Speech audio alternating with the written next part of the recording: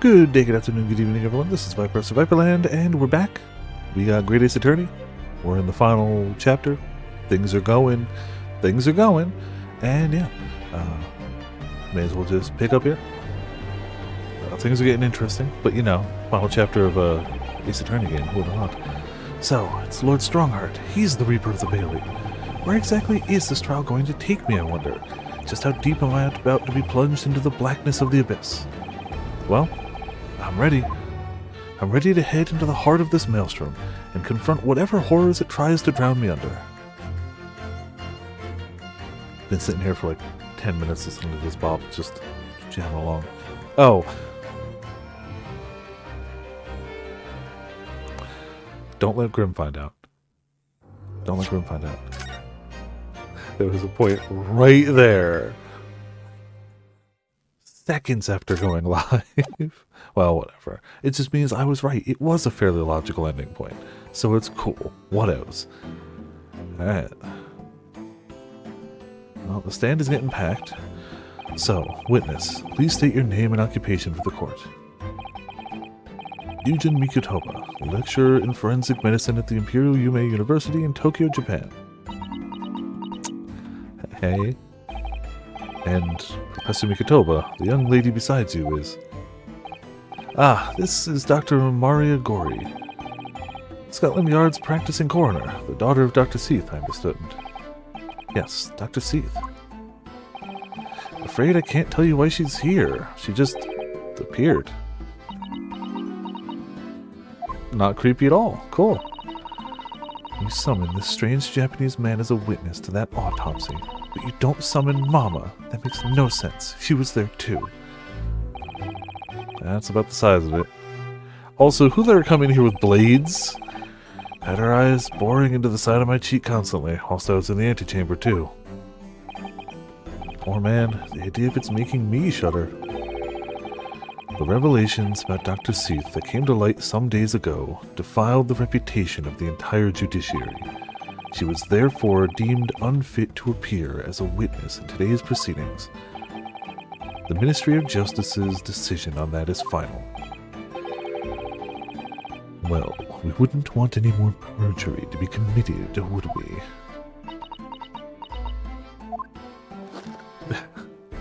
Well, the Ministry of Justice. Some questionable strings are being pulled, I think. This entire thing is questionable strings being pulled. Sorry, excuse me. I remember you, Dr. Mikutoba. But I certainly never expected to be meeting you under these circumstances. Yes, it's been a long while, Lord Strongheart.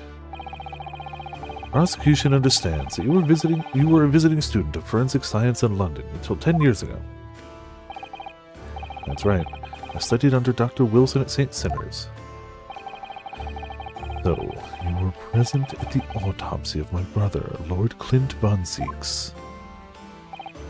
I was, yes. I assisted Dr. Wilson with the entire procedure. Scared than any Japanese man. Wow, racist. Well, Dr. Wilson asked me to be his primary assistant on that occasion.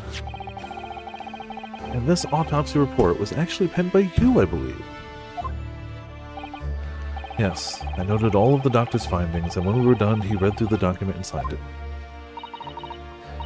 Oh, Mama, as secondary assistant, she wouldn't have had such a good view of all the innards. So, Professor, do you remember Inspector Gregson? Yes, of course. If it wasn't for his insistence, Lord Van Zeek's autopsy would never have happened. But he was absolutely convinced that it would reveal decisive evidence against Genshin, you see. So Lord Strongheart had to entreat the nobility to allow it to take place. Do correct me if I'm wrong, my lord. It was as a result of that autopsy that a mass murderer was apprehended and justice was done. But Gregson admitted it before he was killed. He admitted that the result of the autopsy were fabricated. You were there at the time, so you must testify. You have an obligation to tell the truth about what really went on. Absolutely. That's precisely why I'm here. And that's why I'm here too. Very well then. sorry. Very well then. You will give your formal testimony now, witness. But before you begin, a word of warning. Oh? You will state truthfully and accurately what you saw and what you heard at the time. I wouldn't dream of doing otherwise, my lord. The moment your testimony verges on supposition, I will expel you from my courtroom. Remember that.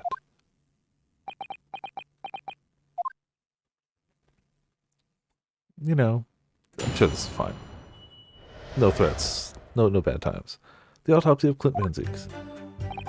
From my own observations, I couldn't say there was any indication of the autopsy results having been fabricated. Death resulted from a wound made by a Western-style sword transfixing the heart. That I found a little strange. She doesn't have the mask. There were no other signs of internal injury. Nothing questionable at all. It was just that beautiful but dangerous piece of evidence removed from the man's stomach. Presumed to have been swallowed by the victim as a way of posthumously identifying his assailant. That. Words I'm not used to saying. No indication. Nothing to suggest fabrication. Professor Mikotoba, are you certain about that? Well, nothing that I could positively identify as such, much less swear to in testimony.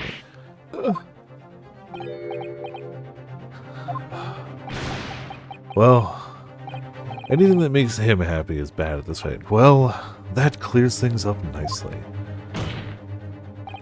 The only fabrication here, Asogi, has come from you. What? You claim the inspector confessed just before his death. That is the fabrication.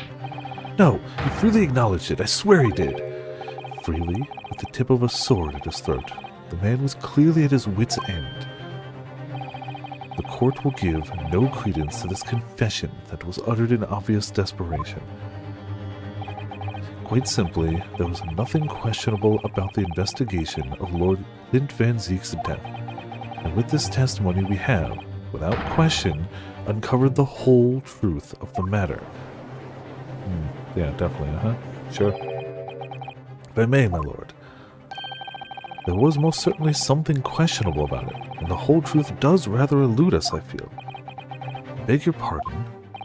Well, you're obviously aware of the facts of the case. All 4 of the professor's previous victims died when an enormous beast was set upon them that ripped out their throats. Oh, such horrifying crimes. But curiously, the killer's last victim, Lord Clint Van Zieks, suffered a different fate. Yes, you're right. He was stabbed through the heart with a sword. That's enough. I believe I warned you about this, witness. I promised to curtail your testimony as soon as it entered the realms of supposition or speculation. Very well, my lord. In that case, the defense will pursue a conclusion to this during the cross-examination. What? I have the right to cross-examine every witness after testimony. And I fully intend to exercise that right. Ryunosuke, I'm afraid that even the presiding judge has no authority to contravene the letter of the law, as I'm sure every member of the judiciary present in the gallery would agree.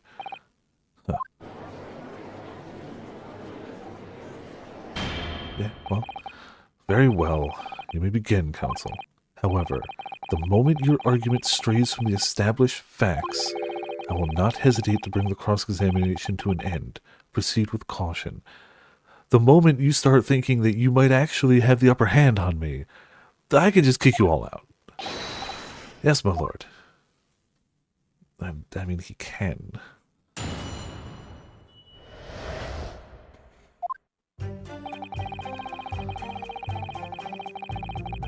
Hold it!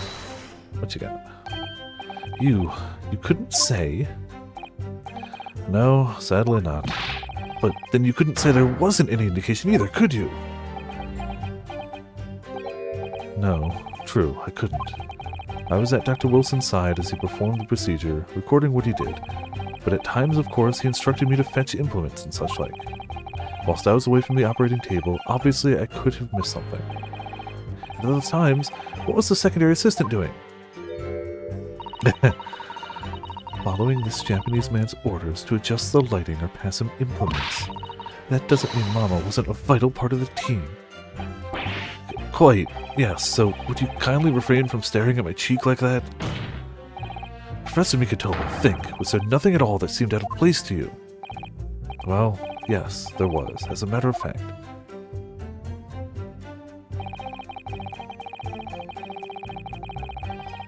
Hold it! I mean, he admits this he found a little strange.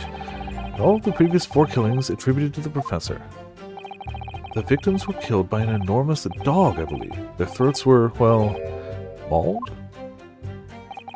Correct. And yet Lord Van Zieks was stabbed. Ah, do you mean to say... You think Lord Clint Van Zieks may not have in fact been one of the professor's victims? There is no basis on which to doubt the findings of the investigations carried out at the time. But Genshin Asogi confessed to all of his crimes upon his arrest. He admitted to having taken the lives of all 5 members of the aristocracy. Ugh. Yet the beast that was used to carry out the killings was never identified. No evidence was found to suggest that Genshin had ever kept a dog. A true hound of hell.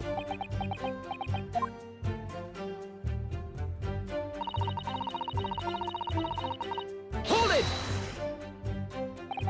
But, you weren't actually present at the autopsy yourself, were you, Dr. Gory?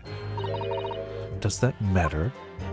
Well, I just wonder how useful your testimony can be in that case, really. I mean, it would be different if your mother, Dr. Seath, were in the stand, but... I read all the paperwork about the case, and Mama's told me the story countless times. The statement I just made is exactly what's written in the autopsy report. I did confirm that myself at the time, it's true. Besides the stab wound, there were no other signs of internal trauma. Let's see. Mama told me all about it. Oh? She said there was nothing of note internally. But they did find an amazing piece of evidence, something unbelievable. Unbelievable? What do you mean? Come on, Dr. Gory, what was it?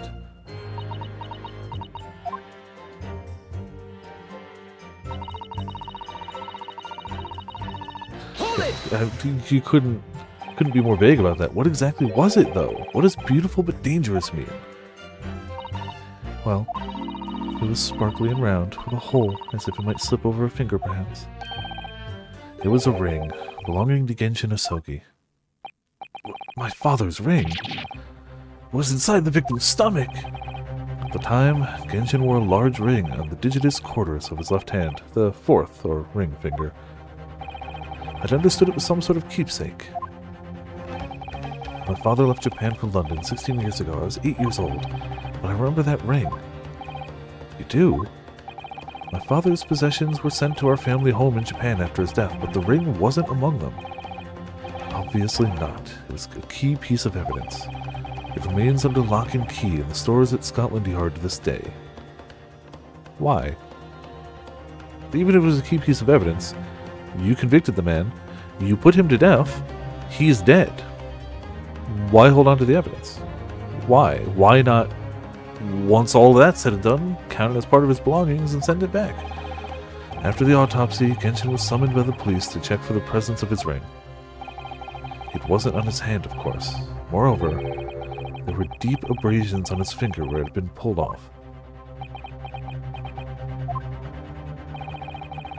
They arrested the man there and then, right before my eyes. How could they? I brought the ring along with me today. Oh, what? Here it is, a bit dusty from years in the stores. Good gracious, yes, that's it. I haven't seen that in 10 long years. And that was found inside the victim's stomach.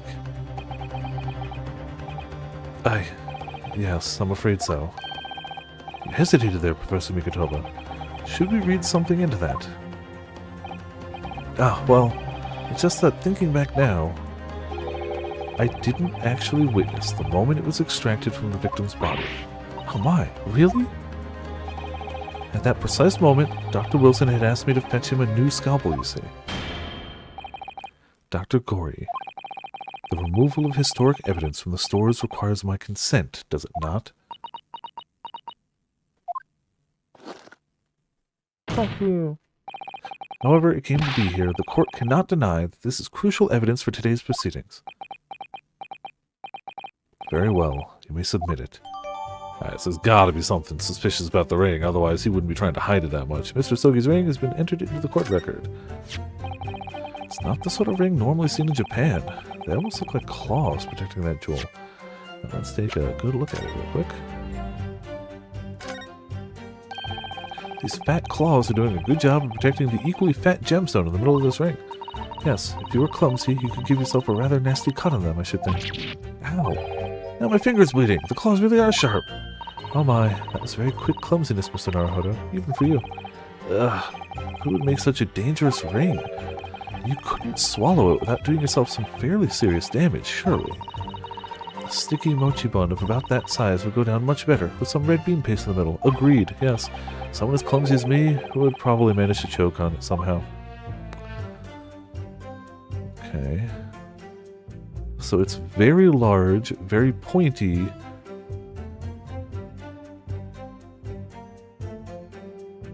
So I suppose the contradiction is going to have to be when they were like, there were no other internal injuries. And if you swallowed that, you'd have some sort of esophageal injury. They almost... Okay, got that. You must examine it very carefully, Mr. Naruhodo. Very carefully indeed.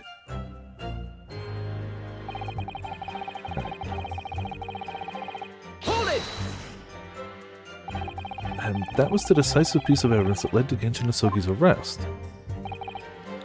Correct. After further investigations by Scotland Yard, the man admitted to his crimes. It's a lie! My father was no killer! Barak von Seeks, it was you! You twisted the truth to suit your purpose! Your hatred of me doesn't change the facts that were established 10 years ago. My brother, Clint, had closed in on the professor. In the end, he exposed the man and put a stop to his lethal rampage. In the way only a man of my brother's caliber could.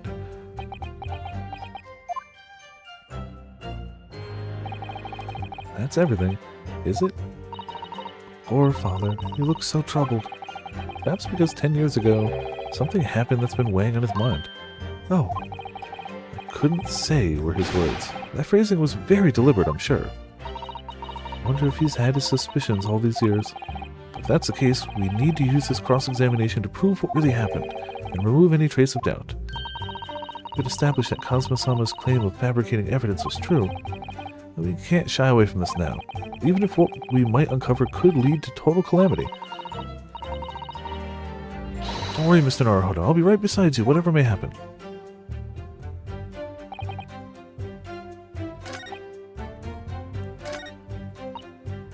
No other signs of internal injury. Nothing questionable at all. It's gotta be that. It has to be that. The court has heard that the ring was extracted from the victim's stomach, but you didn't actually see it being removed, did you, Professor Mikotoba? That's right. As I said in my testimony before, at that moment I was fetching a replacement scalpel that Dr. Wilson had requested. In other words, you can neither confirm nor deny whether this ring, in fact, really came from the victim's stomach or not. What are you suggesting, counsel?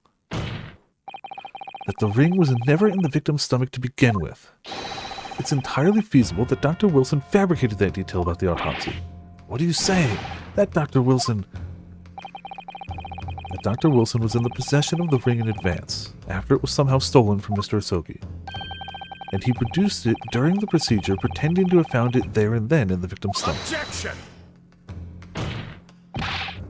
Supposition at best. What possible evidence do you have to support such a rash claim?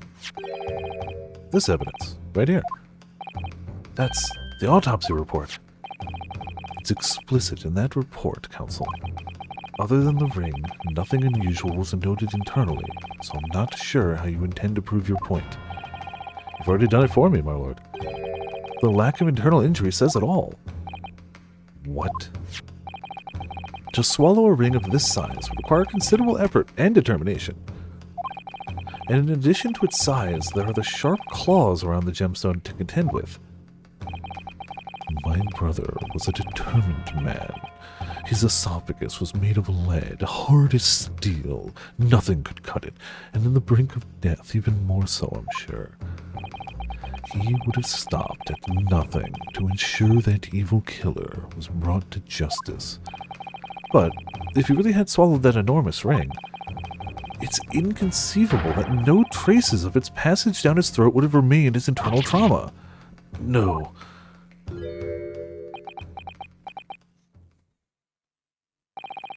And there you've arrived at the sticking point. That's precisely why I had my doubts about the findings myself 10 years ago. Then why didn't you say something at the time? I did. I still remember the conversation I had with Dr. Wilson in the laboratory that day. I have no idea what voice I gave Wilson. This was ages ago. He was alive for half of the beginning of one case. I don't remember. Look at this. Now this is a very curious thing to find in a man's stomach, wouldn't you say? But isn't that rather peculiar, Dr. Wilson? What's this now, Mikotoba? Well, if you swallowed a ring that size, with those sharp metal claws that it has, surely you'd expect to see damage to the throat and esophagus, torn mucous membranes at the very least. Dr. Mikotoba, may I remind you that I have vastly more experience than you. I'm terribly sorry. I can think of plenty of ways to explain why no injuries would be seen. Now, let's say this. The victim would appear to have ingested the item as evidence to identify his assailant. Go ahead. Write it down. Jeez. Alright. So I was right. Dr. Wilson deliberately fabricated the results of the autopsy to implicate my father. I'm disappointed, Counsel. That argument is nothing more than speculation. What?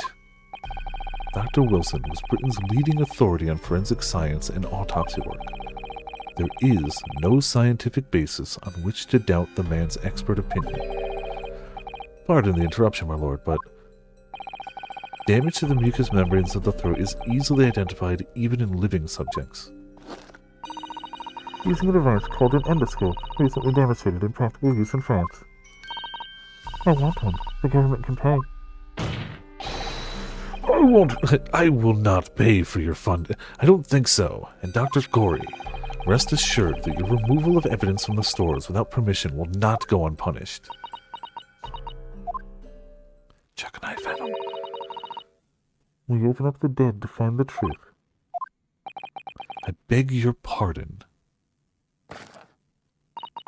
But Mama, she chose to stitch your corpses up, with all her secrets inside.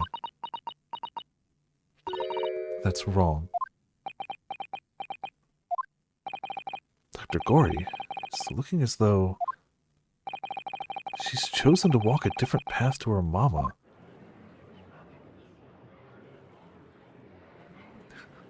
That glass is not long for this world. Goodbye, glass. Yes, the ring. What about the ring? I've just remembered something. An earlier incident. What incident? The one I recounted to you before, about a memory I have. Of Genshin Isogi saving my life. What? My father saved your life?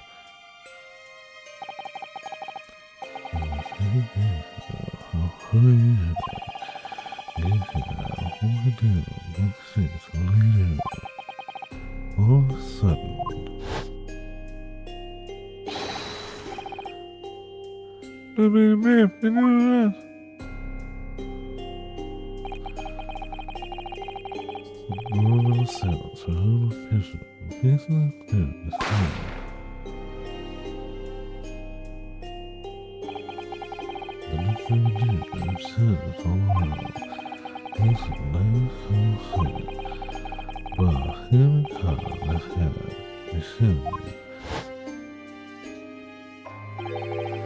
it was on the wooden finger of his left hand that he used to wear that ring. Are you saying...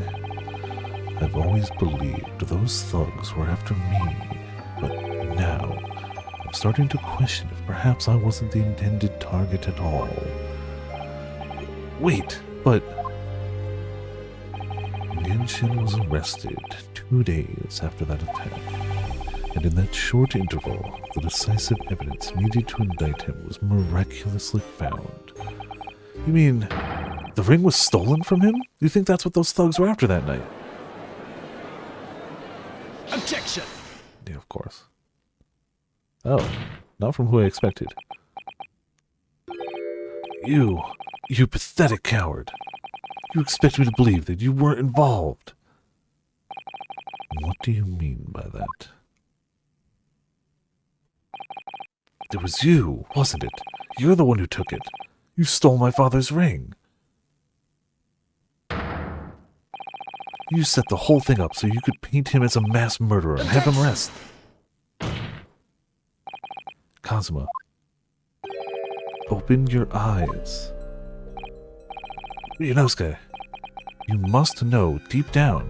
The truth can be completely obscured even when your judgment is only slightly clouded. But at the moment, you seem to be floundering through a dense fog. Is that why you were so insistent I should be present in this trial? To see you like this?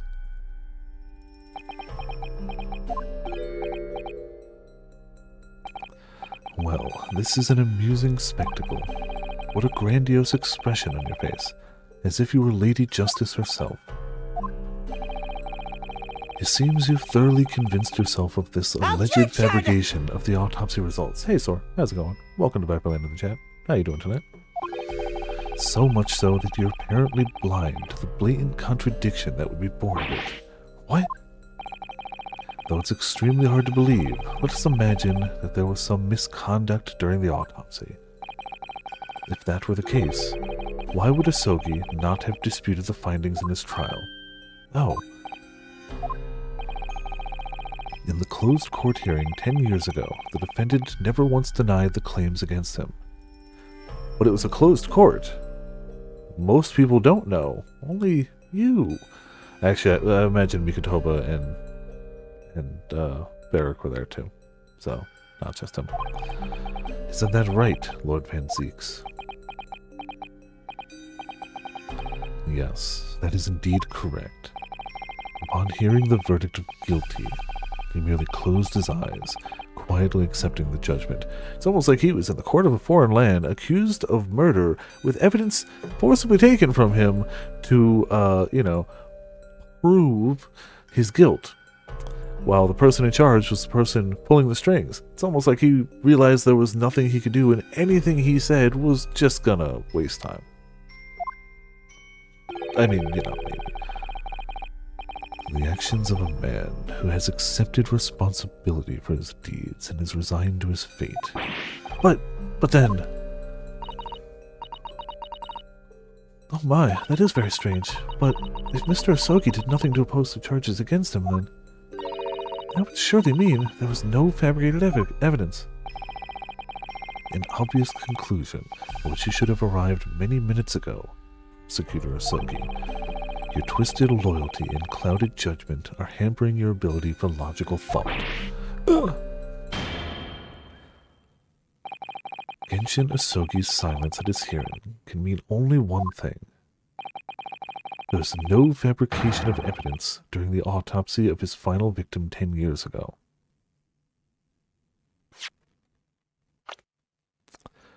I don't know if this is evidence we'd have or something we would know. It's the phrasing and wording of that makes me think... Could he talk at the time? He didn't... By his own admission, Genshin Asogi didn't admit to doing things. He just didn't say anything to contradict it. What if they just cut out his tongue? What if he couldn't talk? Ugh. But I don't know if that's like what could. That autopsy was all above board. Like, I don't think we have any evidence to lean towards that. Like, even if that is the case, something else would have to be presented, because, like, we got nothing.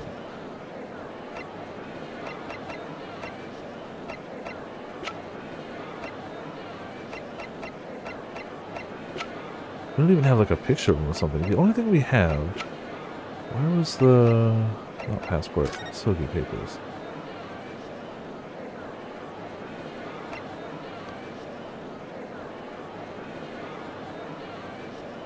No, that doesn't...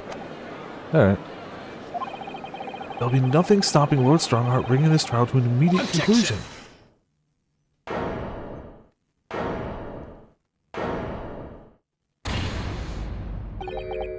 Thank you, Ryunosuke. If it wasn't for your frank words just now, this trial may very well have ended prematurely. Did we say anything?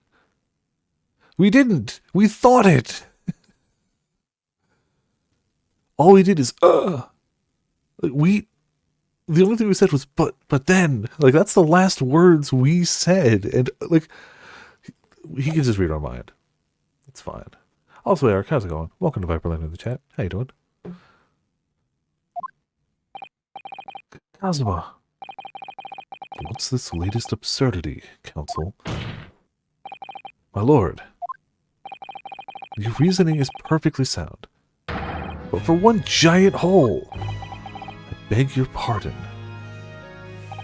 You claim my father's silence was due to the fact that there was no fabricated evidence. There's another possible explanation. You've overlooked the possibility that he had a reason for maintaining that silence. Silence that will lead him to be convicted and sent to his death. If the autopsy results were an invention, there's no conceivable reason why the man wouldn't have protested. Objection! Oh, those results were an invention, all right. There's no question of that. Or are you forgetting that 2 people with a connection to that autopsy have been assassinated? If I force the grievances I feel from my mind, I start to see you in a very different light. I think perhaps it's you who's been living in a delusion these 10 years. Me. Kazuma-sama has created one last chance for us here, Mr. Naruhodo. If we can only show there was a reason for his father's silence in his trial, how do we show that reason why the man would have said nothing, even though he was innocent? Could it have been part of some negotiation, perhaps? Enough rhetoric. The court must be shown evidence. What proof do you have that could possibly explain Asogi's silence in court? I don't know, so let's look. Armband... No, definitely not. No. Don't believe anything about him. That particular steamship, also pretty sure, absolutely not.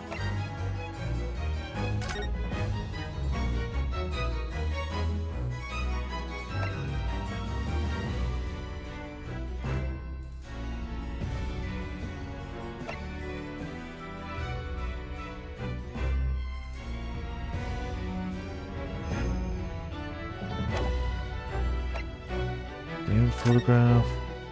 Okay, no, we can't look at the back of it or anything.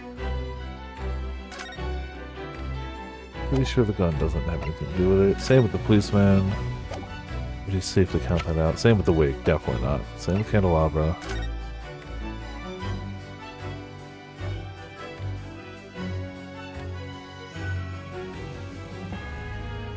Don't think so.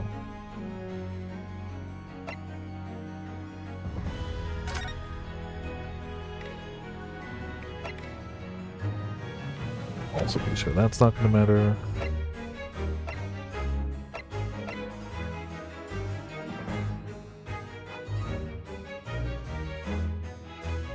You can't check people, so it's definitely an evidence. Pocket watch. No few things actually relay back.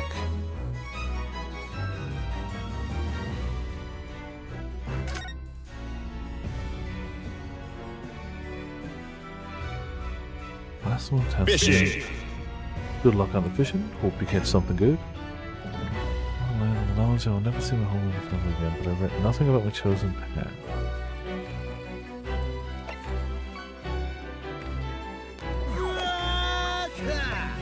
Not the trunk, not the passport. Clint's autopsy.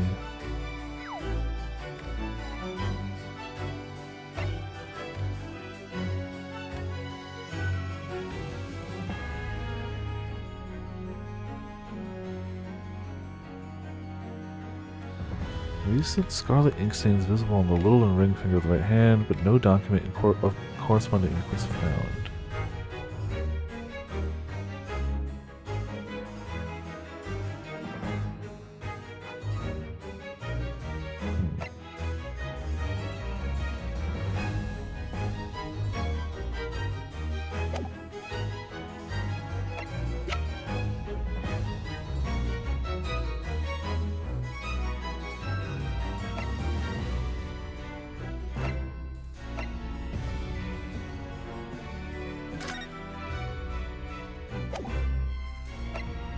No.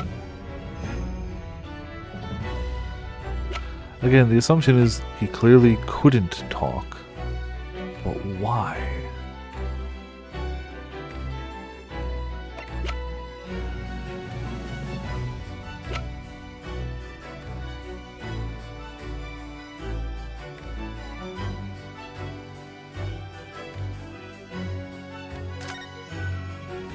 Out it's the ring.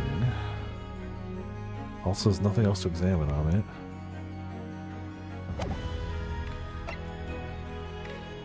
Telegram is for stuff having to do with after. Deals with after. Deals with after. Technically the sword has to do with him, but I don't really see how.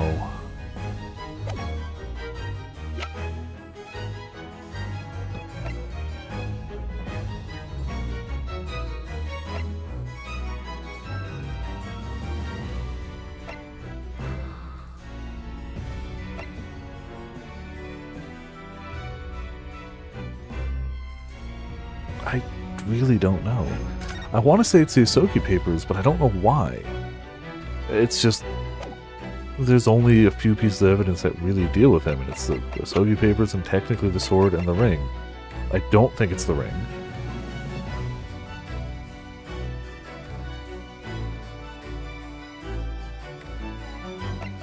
I don't think it's the sword.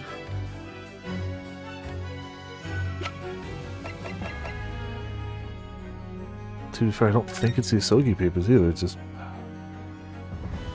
plus that upon my death, any and all material possessions and wealth belonging to me in London be delivered to my son Kazuma Asogi in the Empire of Japan.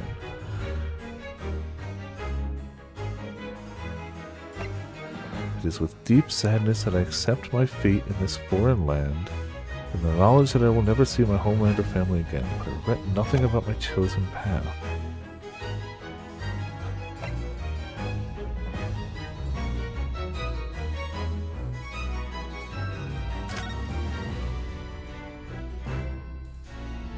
That has anything to do with anything.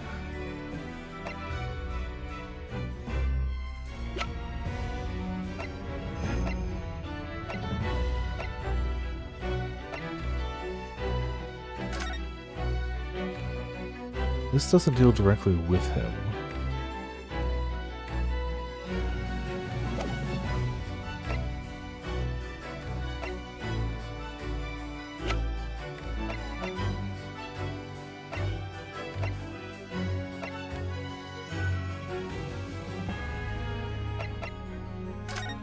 Technically, he could have stayed silent because he had made plans aiding and abetting the escape from this prison of convict Kenshin Asogi just prior to his execution. Indications are that the jailbreak plot was conceived prior to the convict's incarceration. That could be it. He might have stayed silent because he was already planning on getting out. We never really found out the rest of that.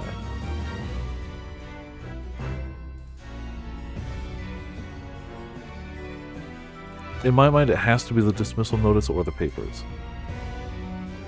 But honestly, the dismissal notice seems more likely. He stayed silent because he already had an escape.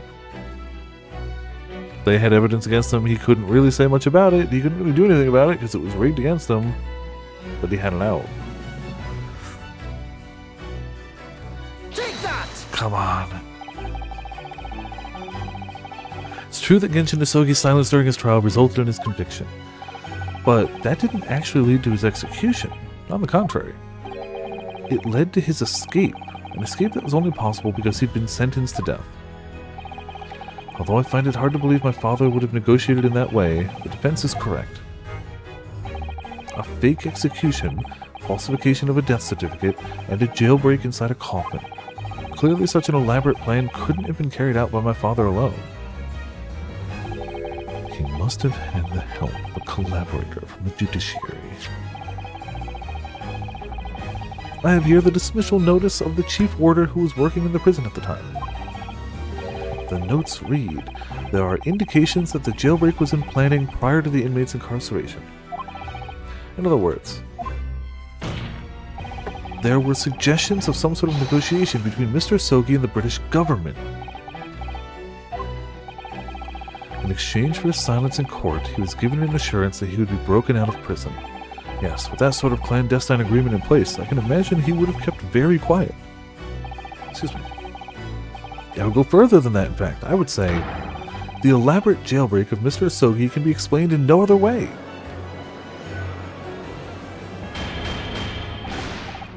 Order, order. First fabricated evidence, and now a jailbreak conspiracy. Of course, because it's all intimately linked. The prosecution wishes to summon new witnesses to the stand. Witnesses?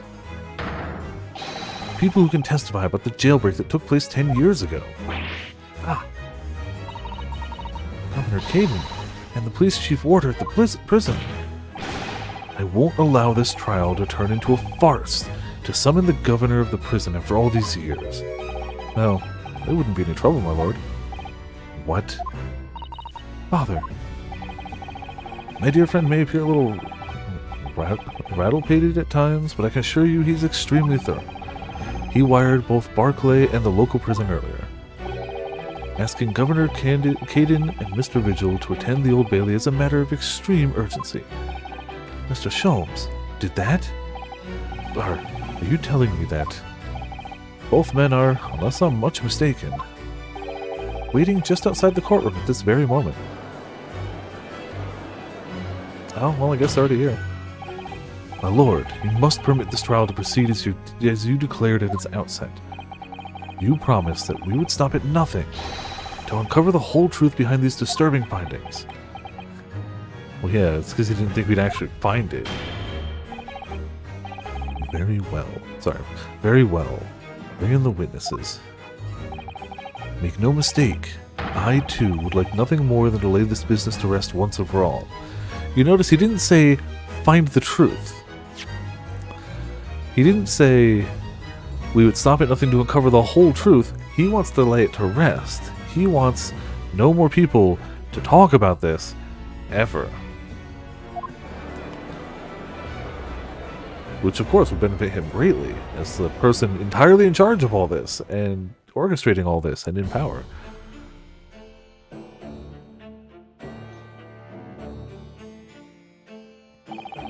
Would the new witnesses state their names and occupations for the court, please?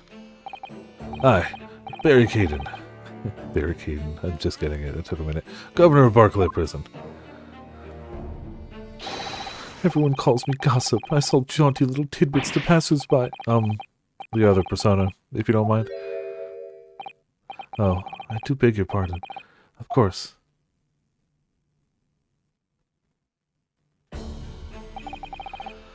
My name is Daily Vigil. I used to be the chief warder at Barclay Prison. The reason you've been summoned here to court today is to testify about the jailbreak of the so-called professor 10 years ago. Losh! The professor! I've already been through all this before, a decade ago. And the conclusion was that there wasn't anything untoward happened. About the deceased side of you. Yeah, well, Sure, if Strongheart had his way, that's what we'd be seeing of everyone.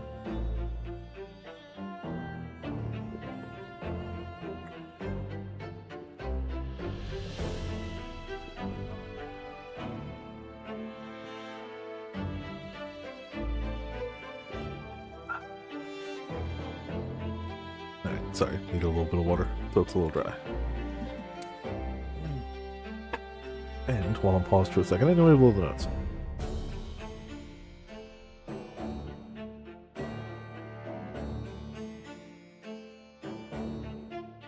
It's a depressed side. I thought it said deceased. Yeah, no, this is the depressed side for sure. Convict escaped from your prison, Governor. Hardly what you'd call nothing untoward. Ah, well.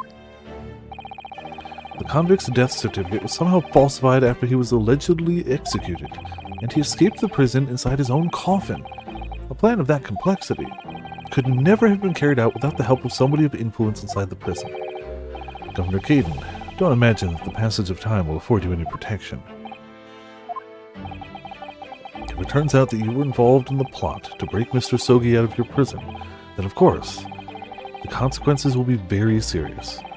In all likelihood, a capital punishment. Gans! Hold on there, laddie. All I did was... Witness, Governor Caden. Aye, sir. You have a critical role to play in the public safety of our country, a great responsibility to shoulder. The significance of your testimony in court cannot be understated. Therefore, think carefully before you speak. And Prosecutor Asogi, if you threaten the witness again, you will be held in contempt of court. Think, feel. Yeah. No, he was definitely about to say something. And Strongheart was like, remember how badly I could kick your butt and fire you, and I hold all the power here. My apologies, my lord. There's no disputing the fact that an intricate jailbreak plot was enacted 10 years ago. Clearly, you were both involved in some way. So you will testify before the court now and explain exactly what took place. Very well. Let the witnesses give their formal testimony. Tell the court everything you know of the plot to break Asogi out of Barclay 10 years ago. You know, everything you know that doesn't implicate me. The jailbreak plot. It was the day that Japanese jock was found guilty. The directive came from the prosecutor's office. I assigned the convict to Chief Warder Vigil here, and put the plan into action behind the scenes. I was responsible for Asogi right up until the night of his execution, but I knew nothing of any plot. I didn't ken if there was some negotiations between the convict and the prosecutor's office. All I did was carry out my duty for Her Majesty's Great British Empire. That sure is a testimony. A directive from the prosecutor's office? Are you saying that that was the jailbreak plot? Aye, that's right. Who sent it? Who authorized that plan? Then I ken it. You're saying you don't know? Listen, wasn't there a thing about that professor case that wasn't unusual in some way? I didn't ask any questions. I just did what I was told to do. More than that, couldn't tell you. See.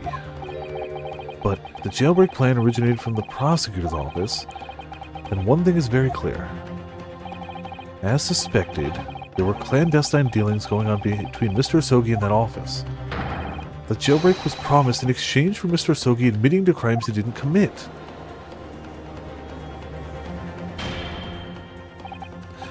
That, counsel, is nothing more than speculation on your part.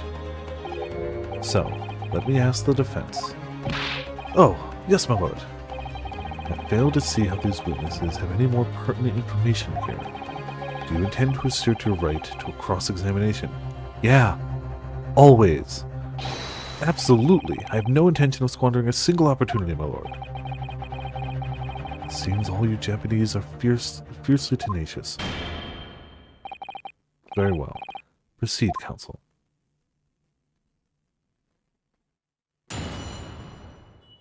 You can't force us not to do it, but you can just be like, come on. You sure you even want to, listen to these guys?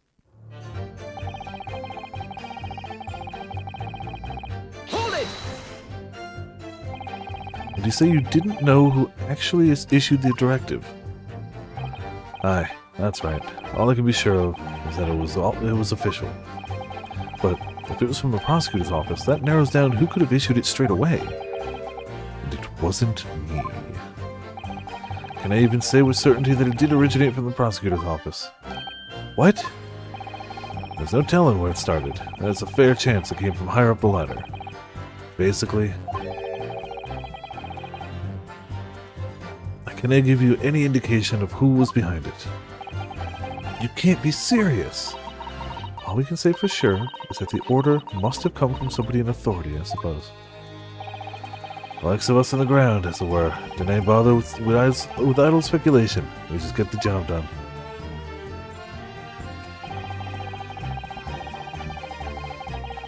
Hold it!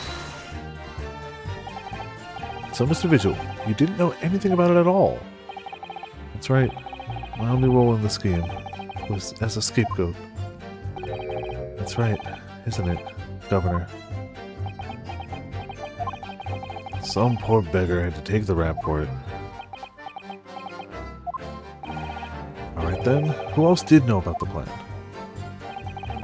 I've no the first idea, laddie. My part in the whole business was basically just dealing with the aftermath. But I wouldn't be surprised if there were other folk in the prison service who'd been given similar orders. So you don't know who else was involved? Aye, that's right. All I can tell you is that the night it actually happened, the person at the reins was Dr. Stevens. Dr. Courtney Stevens, or Dr. Seath, as she's known now. Why did I have to get caught up in such a terrible business?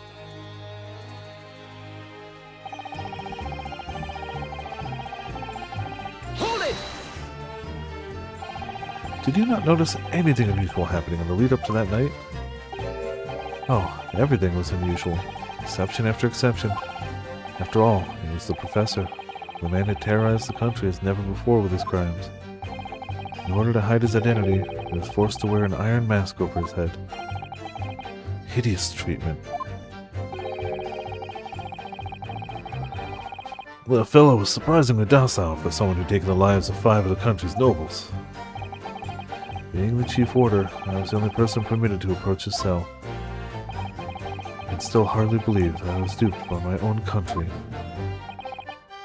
I believe you jumped from the window of the governor's office when the jailbreak was blamed on you, didn't you? Losh, Vigil, can I apologize enough? No, Governor, I don't believe you can. It won't change what's happened. What else can you tell us about the situation, Governor Caden? Ha.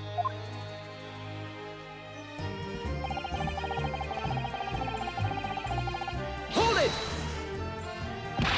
But you already acknowledged that orders came from the prosecutor's office to arrange for the man's escape.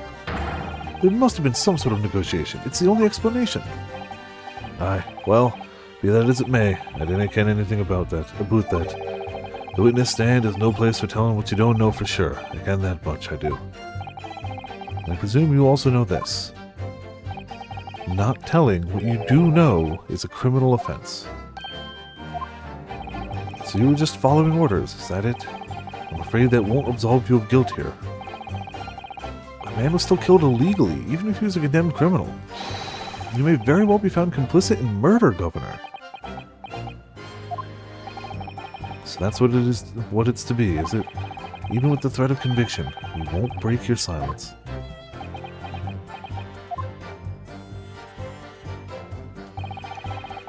I don't know if we're gonna have any evidence against this guy. Did you carry out the plan in its entirety? Aye, I did everything I could at the time. As you know, Genshin Isogi was shot dead in Lowgate Cemetery after the escape.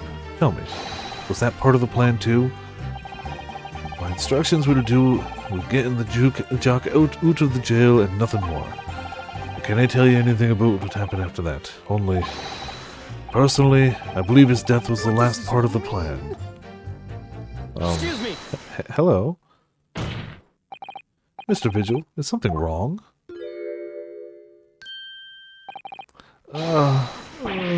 Yes, sir. What can I do for you, sir? Are you saluting now? What is it? Some sort of Barclay convention? What Governor Caden was just saying seemed to upset you. Did it bring something to mind, perhaps?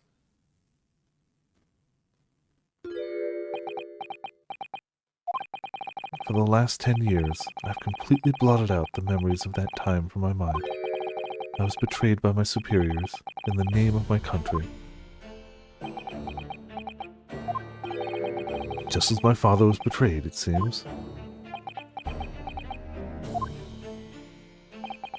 But you see, thinking back now, I really can't imagine that the shooting of Mr. Asogi in the cemetery was ever part of the plan. What makes you think that? Well, it just doesn't make sense, does it?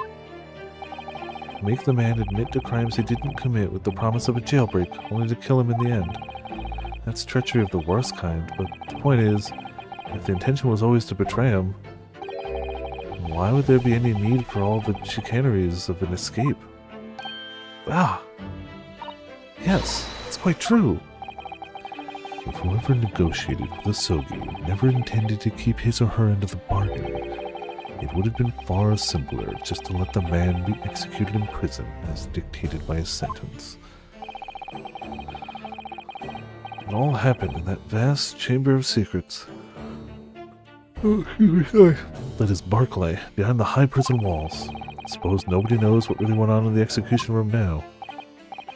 Yes, it's an unsettling mystery, certainly. Truth be told, there's a wee matter that's never quite made sense to me. If you believe there was some kind of negotiation behind the jailbreak, between Asogi and a body on the top, it doesn't quite add up, does it?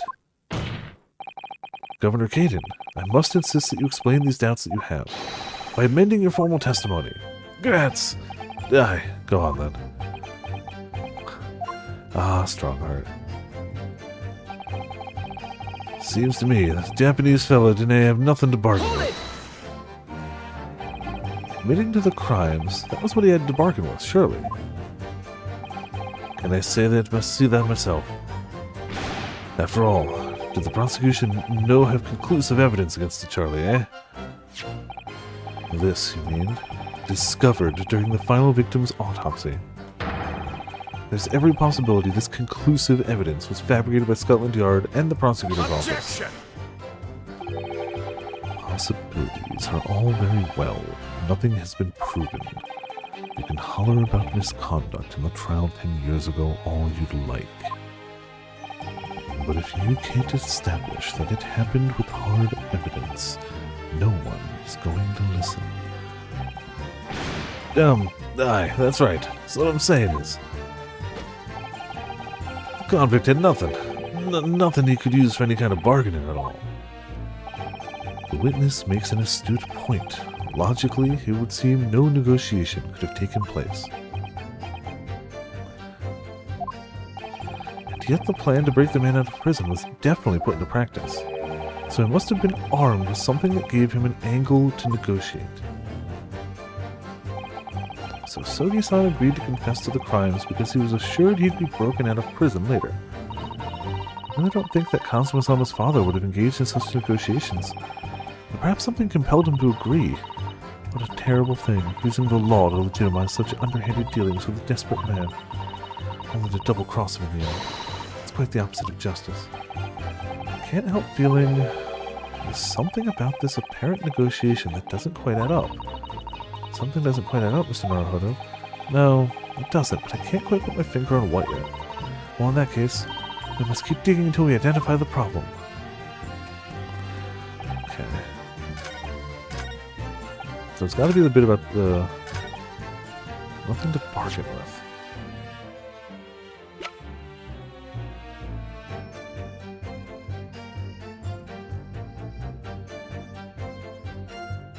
So the things he had... he must have he either knew something or something he physically had. Maybe he had the sword and they could have just... See, that's the thing. They could take anything off of him once he was, like, under suspicion in prison for all these things. They could just be like, give us the sword. So it's not the sword. They already had the ring.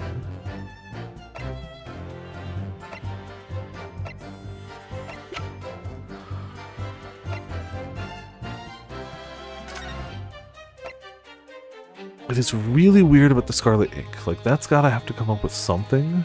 But as of now, I don't think this is it.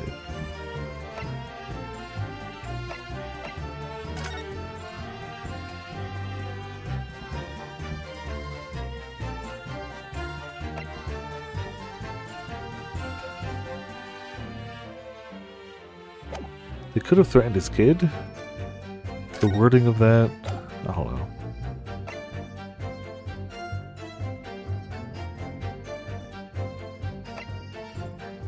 Yeah, his money and belongings getting sent back was him looking after his family.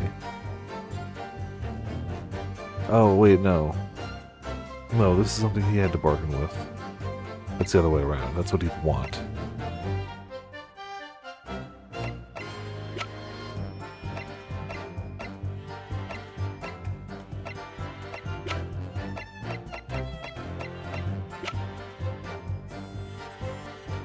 The only things I can think of are the ring and the sword, but...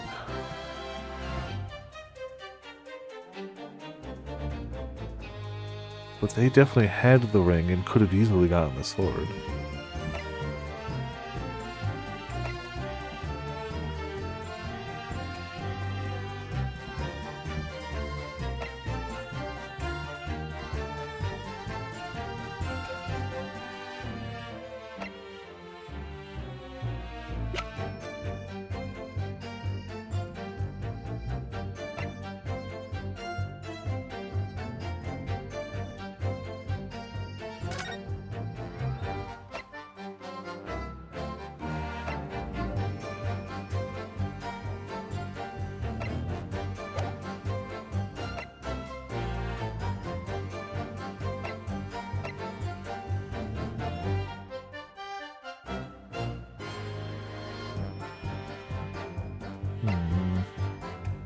I don't know.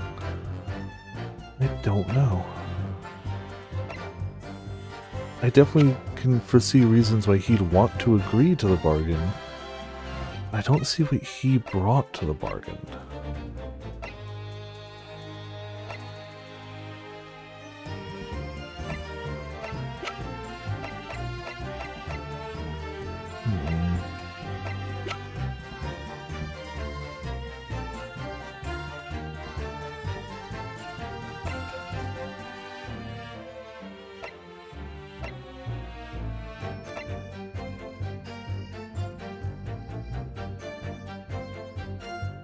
Really don't know. Alright. Things that definitely can't be. Armband. Can't be that. Can't be that. Can't be that. I don't think he would have even known about this, let alone have a say in it, so he didn't bargain with that.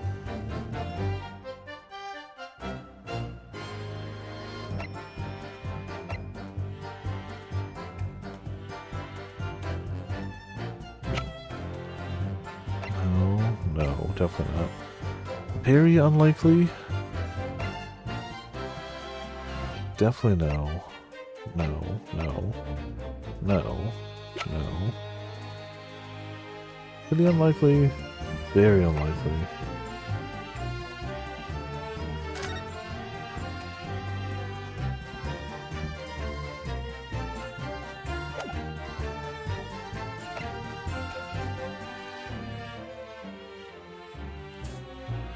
I keep coming back to these Sogi papers.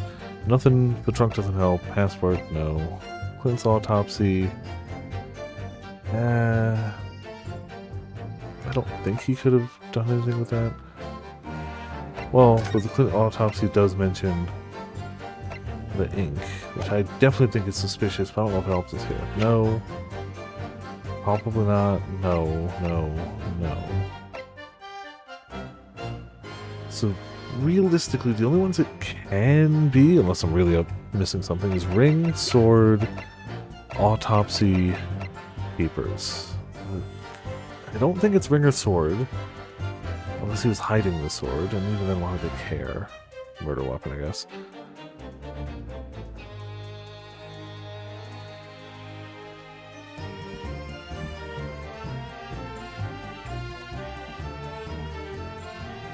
He couldn't bargain with this. Even if he knew about that, that was after he was already, like, arrested for it.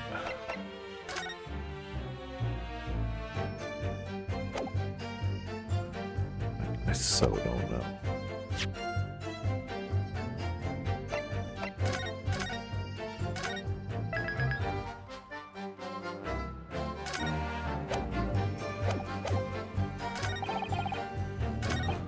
Hold it! Oops.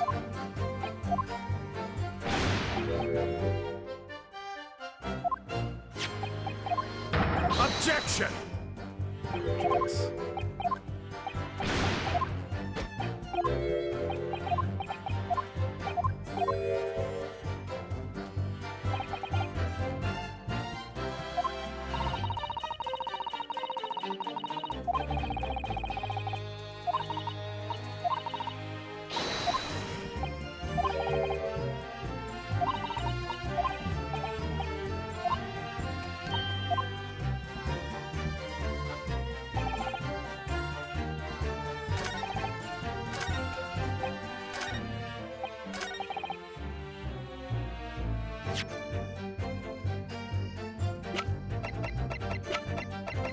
Just trying the papers. It's the only one I keep coming back to, but I don't think it's right. It doesn't make sense. It's not something he had to bargain with. It's something he'd want. He'd want to send all his things back home.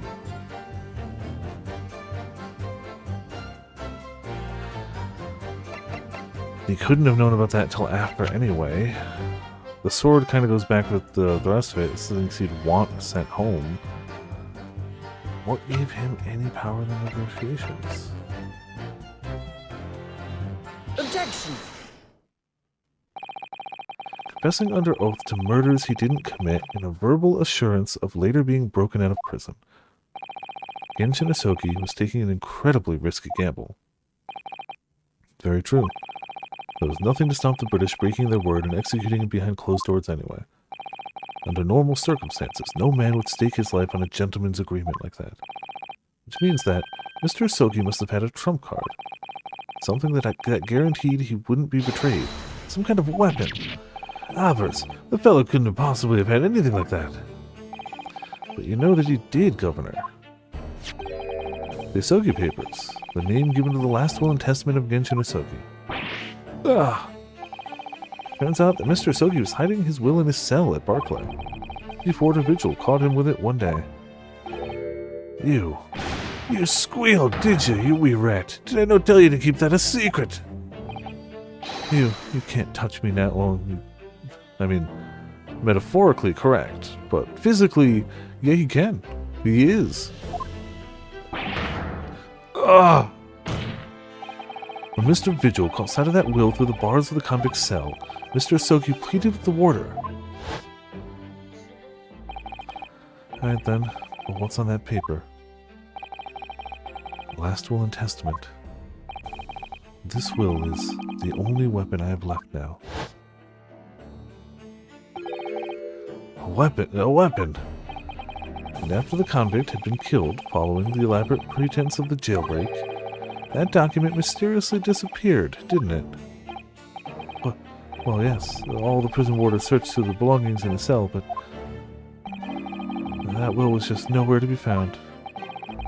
As I understand it, an exhaustive search was made for the document, which became known as the Isoki Papers. Governor Caden, I believe you ordered your prison staff to find it at all costs, didn't you? Would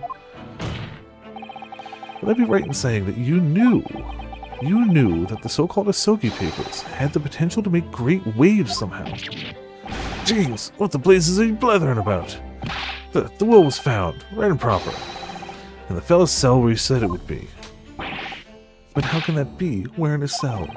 We all searched the place, from top to bottom. Well, you didn't do a proper job, eh, you peely-wally galoot? You can't criticize me now. I showed it to you for it, I know, young lawyer. Yes, you did. I have the document here. It's written in Japanese and reads, The Last Will and Testament of Genshin Isoki. which means everything is as it should be. Not quite, my lord. You see, there's an undeniable inconsistency here. What? What inconsistency? Mr. Sogi described this document as the only weapon he had left, and yet this will contains nothing of significance at all. Nothing that would have given the convict any leverage. Are you suggesting, my learned friend, that the last will and testament stored at Barclay Prison all these years is actually a fake? I love panning back over those two. As has clearly been demonstrated already, what went on at Barclay Prison was far from above board.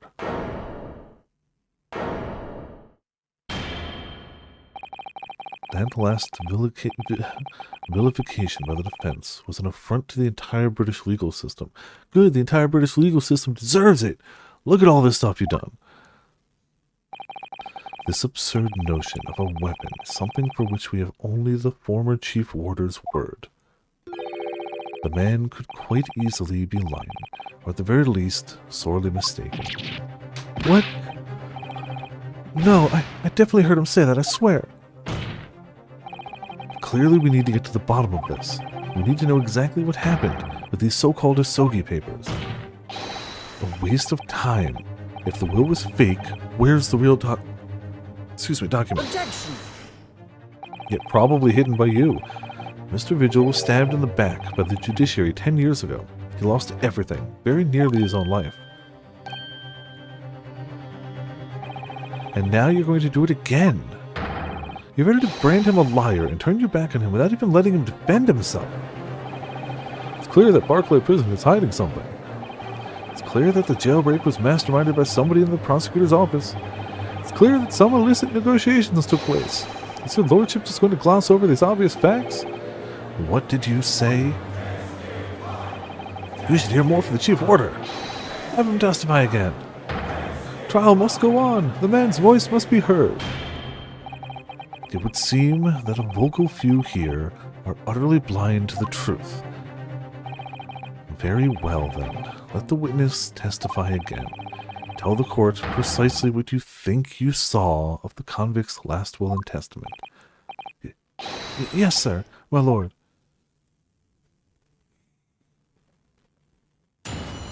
Witness testimony. The Asogi papers. As the warder responsible for condemned convicts, I attended to Mr. Asogi and kept watch over his cell. The night after he was found guilty in the court, he was doing something with that will in his cell. We turned the cell inside out looking for it after the execution, but to no avail. I only found out about the Asogi papers when a directive came telling me to impound them. The document was in the folds of the fellow's robe that was left in his cell. Kimono, I think it's called. In his kimono? That's a lie! We searched every inch of the man's cell. We looked through all his clothes. It can't be true. Were you no satisfied with calling me a liar the once, eh? You wee waffinger. Ha, there's nothing you can do about it now. You don't have any hold over me anymore. Other than the hold you like to take on my cravat, of course. Is that what you're gonna do, is it? Are you gonna give me a good shake again? Or are you too scared? Ah! Little and large, what a double act. We've complied with the Asogi's will as far as was possible. All of his personal effects were delivered to his family home in Japan, not his ring. As a courtesy to the homeland of the most notorious killer our country has ever seen. And we were much obliged. I can confirm that all of my father's belongings arrived safely. Aye, and you cannot deny the handwriting of that. Is that your own man, eh? Yes, there's no mistaking that it's my father's brushwork. Really? And this last will and testament was the man's last weapon, was it? I think we can safely assume that the convict was merely prattling, knowing that his end was nigh. So, counsel for the defense. A cross-examination, please. Yes, my lord.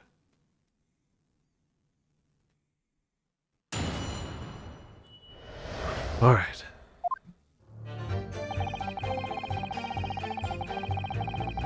Hold it! So, would that mean that you conversed with Mr. Asogi? Yes, certainly, though there was precious little time before his execution was due. He was remarkably calm, considering his days were very much numbered. In all honesty, he really didn't strike one as a man capable of mass murder. And yet he confessed and full to the crimes. I know, that's why I felt compelled to ask him one day. I can still recall his reply. I'm guilty of the unforgivable crime of ending another human's life, yes. But he was so tranquil and intelligent, it put me in mind of an Eastern holy man. What about the will you saw him with? What can you tell us about that?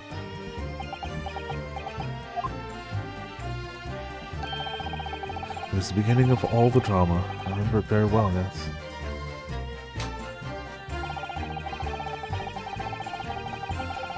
Hold it! And he pleaded with you not to report him, didn't he? Yes, that's right.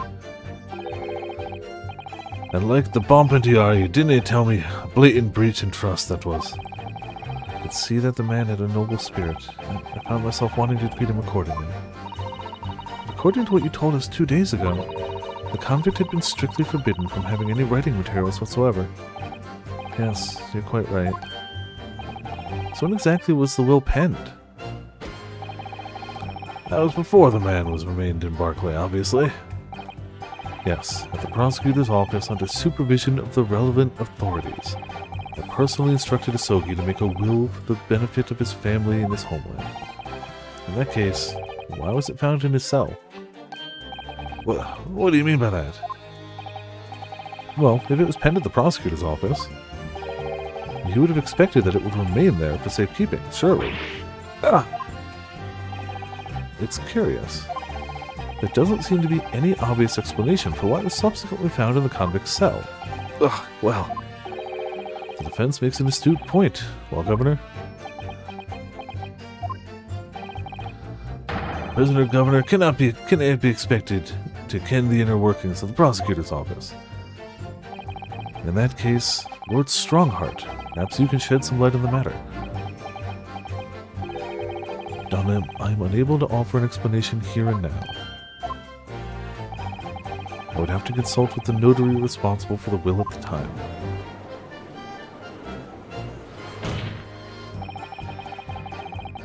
The fact that my father's will was discovered in his cell is clearly inconsistent with what was expected. I want to know why. Another inexplicable mystery, then. Well, the thing is about that will.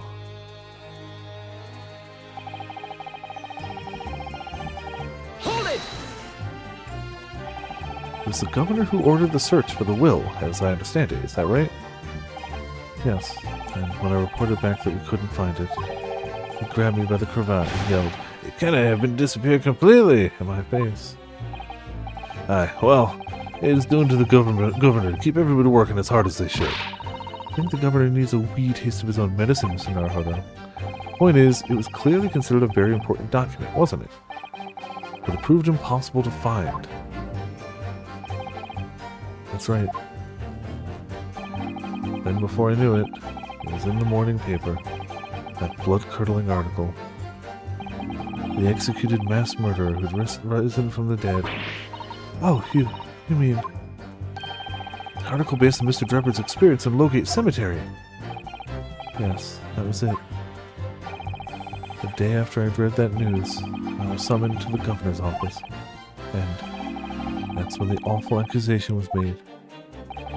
That you'd aided Genshin Asogi to escape from the prison, resulting in your immediate dismissal. I'm afraid I really don't remember anything after that.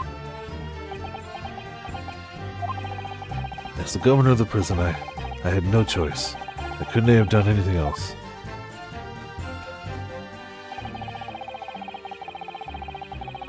Hold it! That directive came from the same source as the one instructing you about the jailbreak. Aye, the top levels of the prosecutor's office. What name was on it? I didn't ken afore, and I didn't ken now. All I can tell you is that my orders were to do everything in my power to find that document. The directive said it had to be somewhere inside the fella's cell. Document? Was that the wording? Document, not will. Aye, that's what it said. Am I clutching at straws here? Just wonder if it was really Genshin Isoki's last will and testament that the sender of the directive was after. Continue with your testimony then, witness.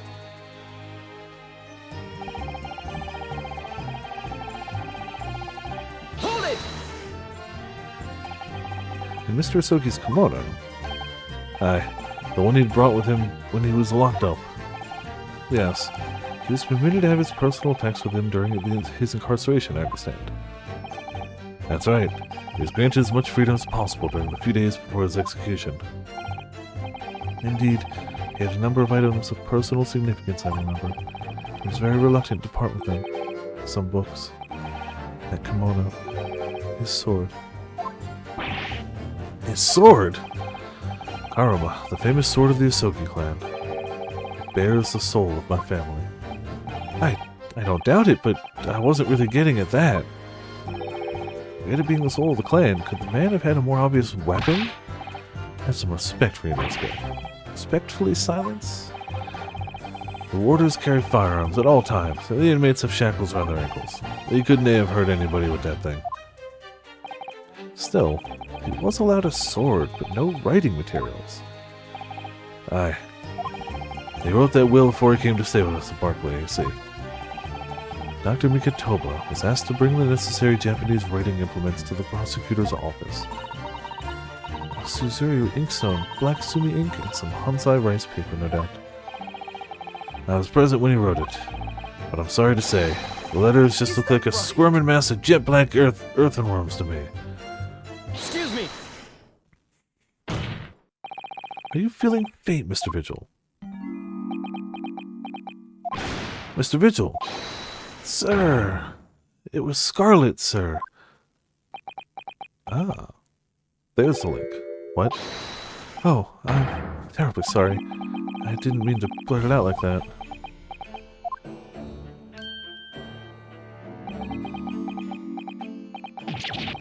Less swaying and more explaining would be helpful. Something about the testimony we just heard. Have you recalled something of importance? Something of importance. Possibly or possibly not.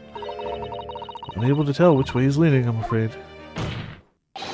My lord, the defense asks that Mr. Vigil be permitted to supplement his testimony with this possibly or possibly not important detail. Mission granted. Go ahead, Mr. Vigil. Yes, it was Scarlet. As I remember it, the document was written in Scarlet ink, but perhaps I'm mistaken. Scarlet, you say? Well, yes, I mean, I only caught sight of it for a brief moment, of course. But even by the dim light in the cell, I remember thinking that it was an unusual color. At the very least, I'm quite sure it wasn't black. Witness? Is that really what you saw? Ah, what? Sir! Ah, is something wrong, Lord Strongheart? I apologize. Continue. What do you make of that, Mr. Naruhodo? For Lord Strongheart to be so visibly shaken in that way? Ah, Dinehaver, you can plainly see the writing here, and it's as black as the Earl of Hell's waistcoat. Well, yes, you're right. Mr. Vigil, I'd like to confirm one point with you. Did you actually see the content of the document that Mr. Isogi was holding that night? Oh, well, no. I mean, there was no time. As soon as he noticed me there, he hid it behind his back. But it was definitely a will, was it? Yes, it was. That's what Mr. Isogi told me. The court need waste no further time on this matter. We have the will in question in our possession. There's nothing more to add. A will written in scarlet ink. What did Mr. Vigil really see Kazuma's father holding, I wonder? You have an inkling, Mr. Naruhodo. You must present it to the court at once. That testimony doesn't give much away. So this was really penned by Cosmo Sama's father. I wonder what he could possibly have meant when he described it as a weapon. It started to sound very much like Mr. Sogi actually had nothing.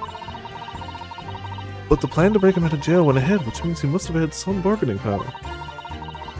He must have been hiding something. It's the only explanation that makes sense. It's starting to sound like Mr. Sogi actually might have had something. Which is it, Mr. Naruhodo? I'm not sure, but I feel as though I'm on the brink of understanding all this. Let's listen to all the information again and see what more we can learn. We can't overlook even the smallest detail. Absolutely. And there's only one thing that mentions Scarlet in the entire court record. So it has to be that. I say as I peruse other stuff just to make sure.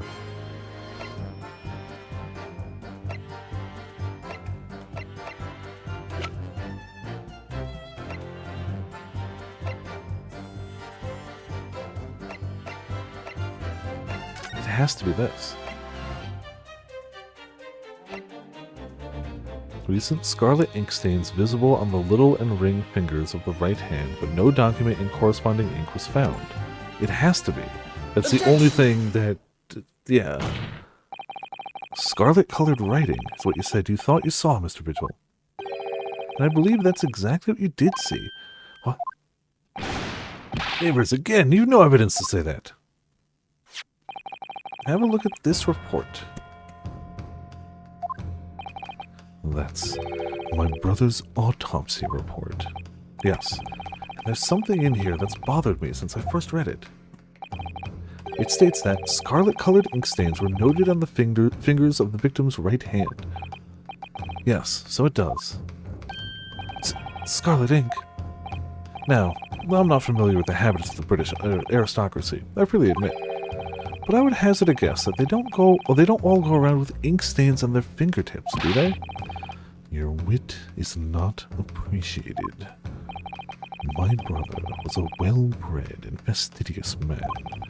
Should ink have sullied his fingertips, he would have cleaned them immediately. What is your point, Counsel? My point is this. Whatever Lord Clint Von Zieks was writing in that unusually colored ink, it must have been directly before his death. Because he died before he had the opportunity to clean his hands. What? I remember something troubled me at the time. At the scene, the lid of my brother's inkwell was opened. But Clint was punctilious about such things. It seemed unusual. And no document penned in the color of the ink that was in the inkwell was ever found. So the document had disappeared. Are you suggesting that the document my father had in his hand that night in his cell was the same document that Lord Clint Von Zieks was writing moments before his death? Then it was. If Mr. Vigil's testimony is to be believed, it can only mean that yes. Mr. Vigil. Sir. When you spotted Mr. Sogi with the document in his cell, his precise words were as follows, were they not?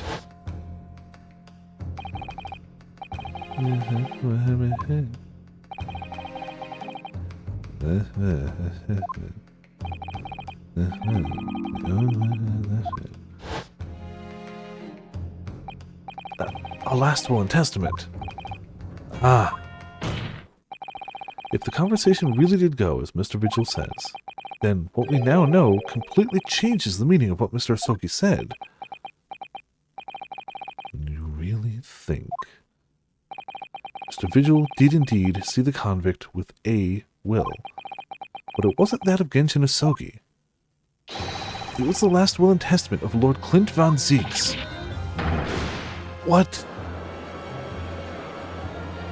Objection!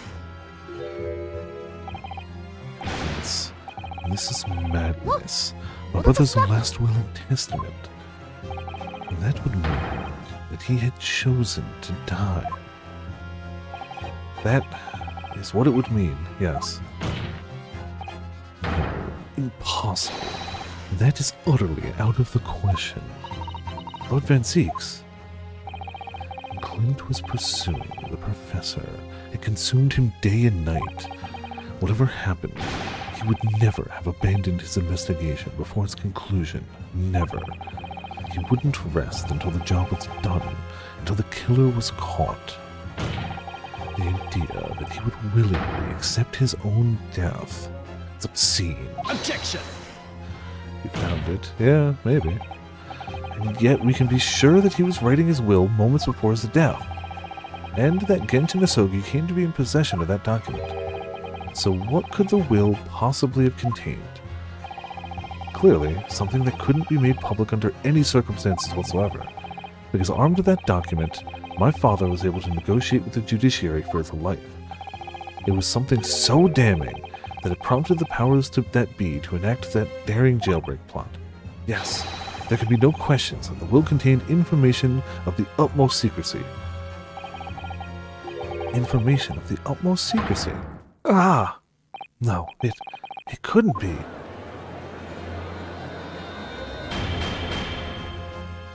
I've heard more than enough.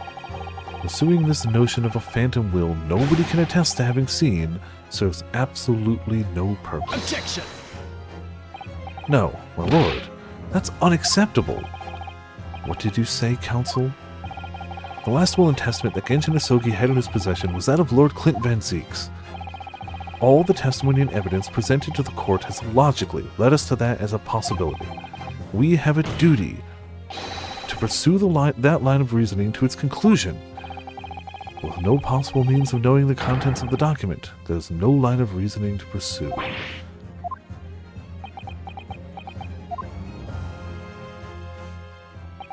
A reason why Lord Clint Van Zieks, a man of high noble standing, would have chosen death. Information so secret, people in the judiciary would be willing to negotiate the jailbreak of a condemned killer. The only explanation that fits those facts is an unthinkable truth that turns absolutely everything on its head. But it's just too hideous. Mr. Naruhodo. However difficult the situation might become, you work with your client in pursuit of the truth. That's what you resolved to do when you entered the courtroom this morning, if I'm not mistaken. Mr. Sato. So hold your head high and keep soldiering on. Yes, you're right. 10 years ago, in his final moments, Lord Clint Van Zieks left behind a will. A will that Genshin Asogi was able to use as a weapon to negotiate his escape from prison. In all probability, the details of the will were related to the professor's case. The defense's last statement is mere conjecture. What are you getting at, man? Inosuke. As soon as these words come out of my mouth, there's no going back. I believe that the last will and testament of Lord Clint Van Zieks was in fact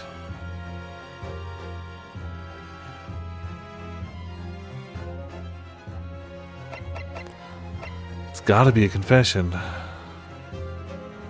It's not a report. An accusation would want to be hidden, but a confession. Confession would be why he'd accept his own death.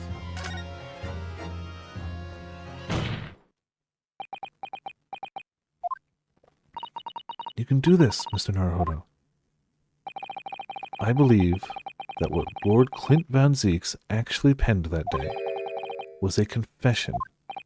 A confession regarding the mass murderer known as the Professor and his true identity. Objection! Enough, counsel. What are you saying? Do you even realize? A confession about the true identity of the Professor, that would mean... Lord Van Zieks, I appreciate this must be hard to take in, but it's the only explanation that fits. The killer that terrorized London a decade ago and became known as the Professor. the man believed to have murdered 5 members of the aristocracy wasn't Genshin Asogi at all. No, you can't be suggesting. It was in fact the man believed to have been the 5th victim. Lord Clint Van Zieks himself.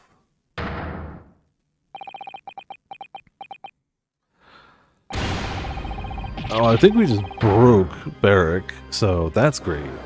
That's awesome. That's wonderful. It's finally open, is it? Pandora's box.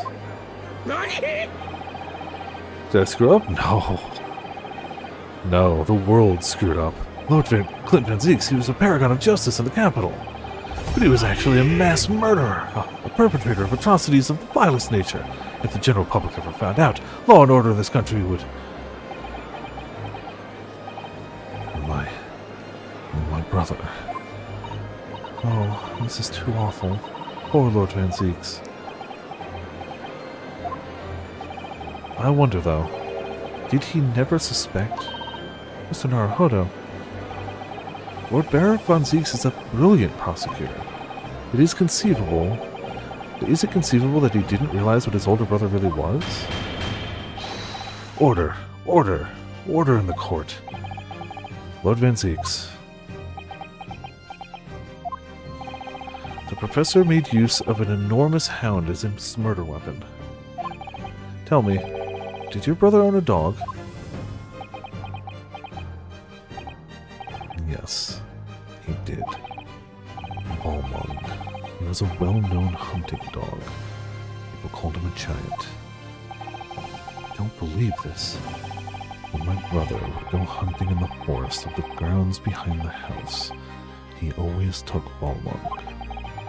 After Clint's death, the creature passed away too, almost as if he were following his master.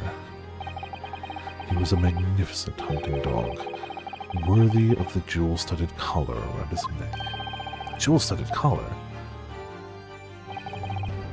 That's right, though sadly, some years ago now, it was stolen by a thief who broke into the house one night. Jewel-studded collar, stolen by a thief? It so happens that myself and my colleagues have come across such a collar during our time in London. How could you?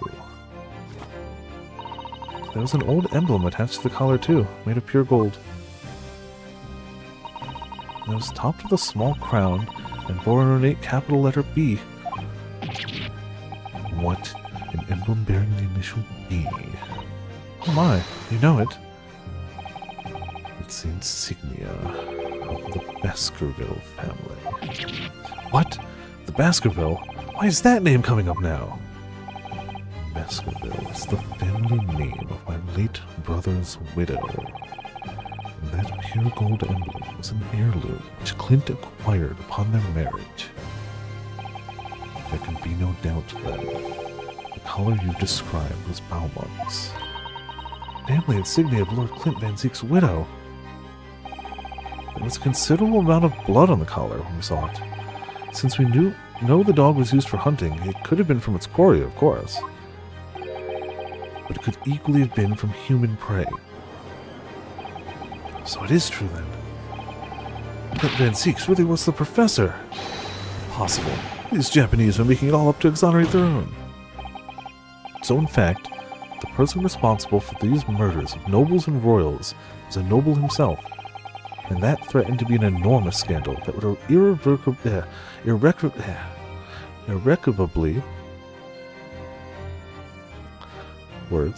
destabilize British society.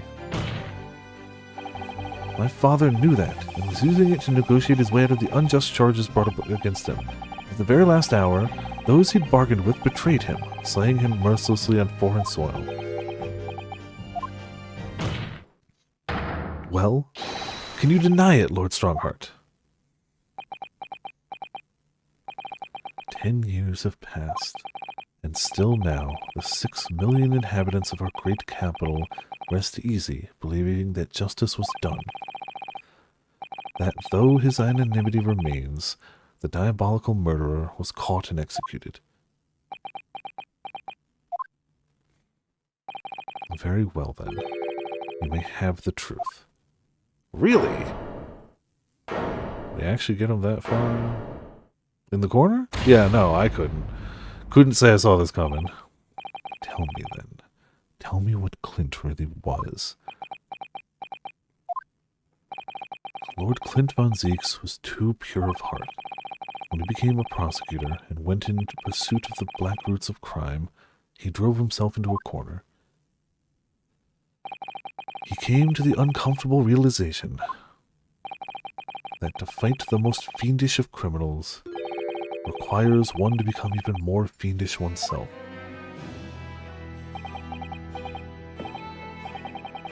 Clint.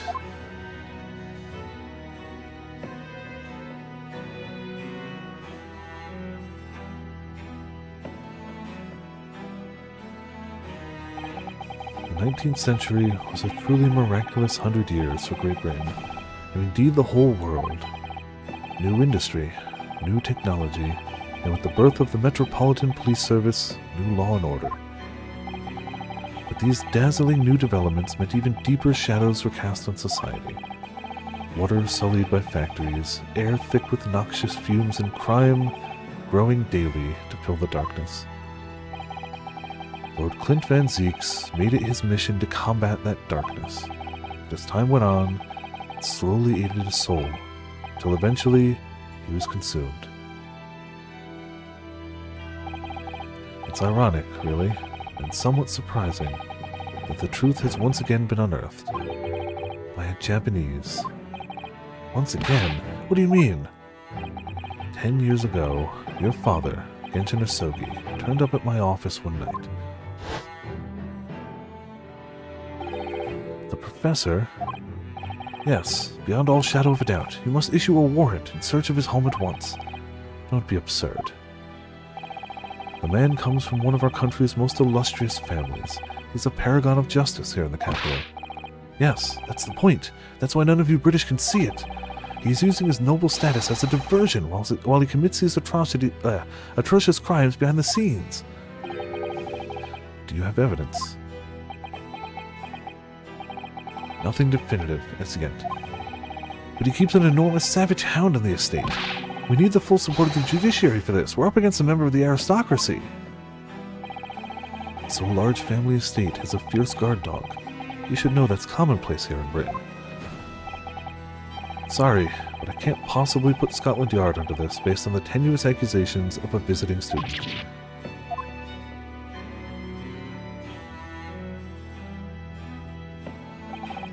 So I turned down Asogi's plea, and as a result, he took it upon himself to visit the Von Zieks manor on his own. You can only imagine now what happened between the two men.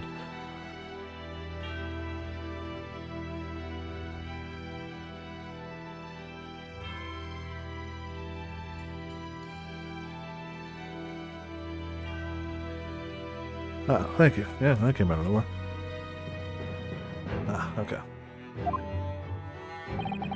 Though we know the outcome, of course. Lord Clint von Zieks perished.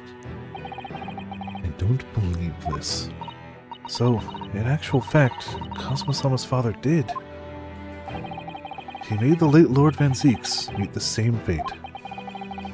He put a permanent end to the professor killings, taking the drastic measure of ending the perpetrator's life. As soon as I heard, I hurried to the mansion. When I arrived, it was easy to grasp what had happened. And what about the will? Sogi must have already taken it. Nothing of that nature was found at the scene. We had no idea of the existence of such a document at that time.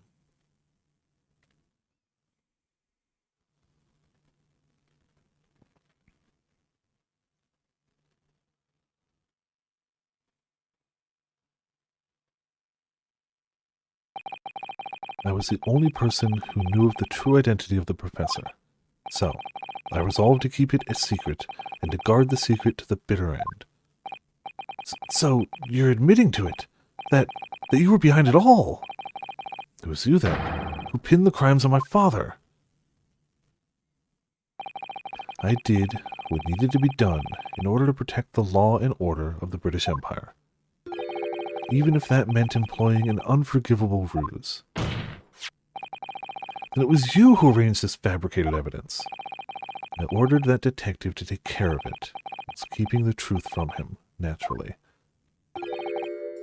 Gregson.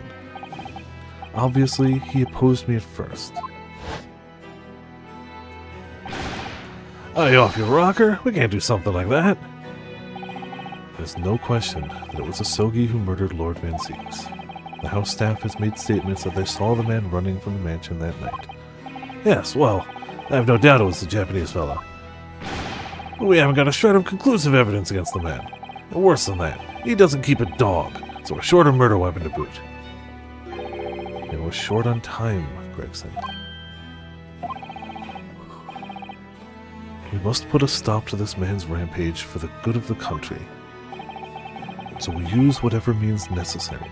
Do I make myself clear, detective? Blimey.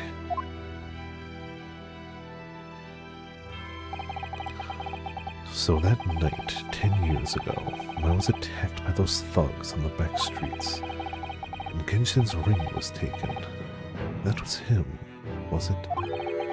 And that was Gregson and some hired help. And the detective handed the stolen ring to Dr. Wilson, who feigned its discovery from the victim's stomach during that autopsy. And in the light of that decisive evidence, Mr. Asogi was found guilty of the charges brought against him. However, behind the scenes, he had actually already struck a deal with his accusers, in which he agreed to silently accept the charges. But I just don't believe that part. As far as I knew the man, my father despised such underhanded dealings. It was extremely easy to make him comply. You see, he had one crippling weakness. What weakness? Isn't it obvious? You, Kazuma Asogi. Me?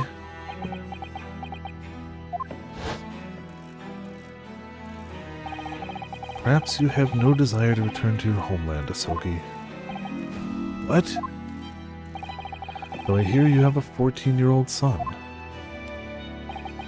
Agree to cooperate and accept your guilt without contention, and you will see Japan and your son again.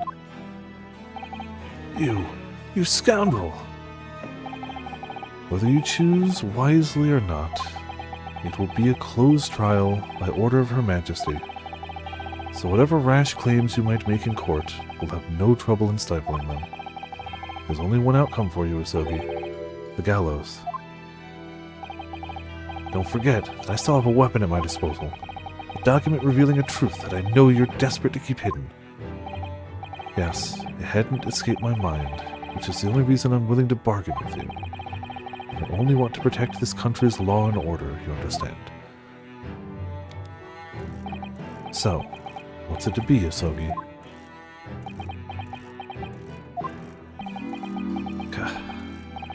Kazuma.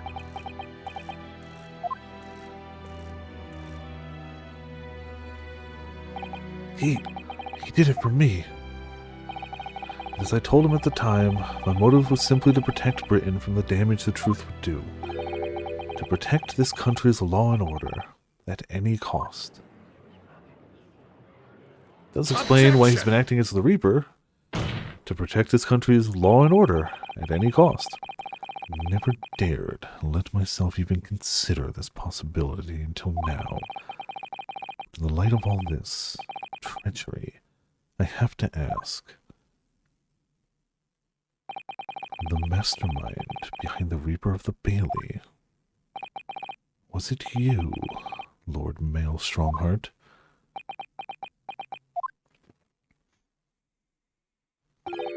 A rather brilliant idea, wouldn't you say, Lord Baron Van Zieks? That the spirit of your late brother, paragon of justice, should return to reap justice for his sibling. Could there be a more appetizing tale for London's masses, I ask you? What? What brazen... I knew that you'd play the part to perfection, but your role really wasn't that of some embodiment of death. No, you were London's guardian angel. An angel with bloody hands. I think not. Those who had cooperated with me already were only too happy to participate in my plan. Inspector Gregson, Dr. Wilson, my minions worked tirelessly to ensure that the finger of guilt could never come to rest on you. Yeah, he would have. It's all thanks to them that you were exalted as the demigod the Reaper became. But Dr. Wilson left Britain 4 years ago when he was invited to work in Japan. That's right. So I had to employ the services of his young protege after that. Dr. Courtney Seath. Seath. So what with the execution of the Professor and the subsequent reign of the Reaper of the Bailey, I've successfully safeguarded law and order in our mighty capital for the past decade. Yeah, no crimes happened in the past decade, you're right.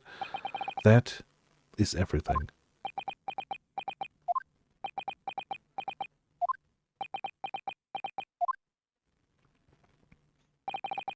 My lords, ladies, and gentlemen, I do hereby confess, it was I who sired the concept of the Reaper. However, let me say in my defense, it was all for the preservation of law and order across the entire empire. Lord Strongheart did it! An unforgivable collection of crimes, but still, all those who died at the Reaper's hands were rotten to the core anyway. It was all in aid of keeping London safe. Excuse me. There is no one left now who can reveal the precise truth of what happened 10 years ago. Excuse me. Therefore, this trial can go no further. Now, I would like to entreat all those present. Beyond these 4 walls, nobody need know the truth.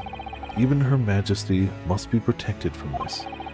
I trust you all appreciate the importance of my request. It is, of course, for the good of the country. Can he do this? Can the trial really end now? Hold it!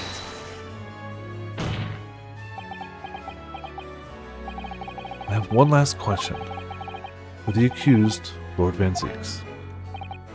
What? Of course, I know that you're a highly accomplished prosecutor, so I find it hard to believe that you didn't have any doubts at all. That you never suspected your older brother.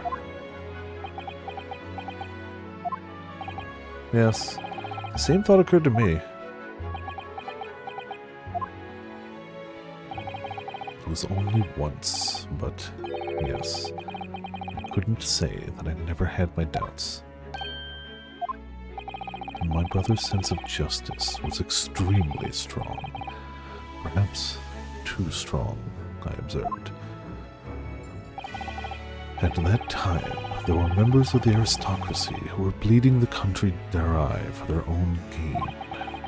And since they were nobles, they were untouchable. For my brother, it was a source of great turmoil.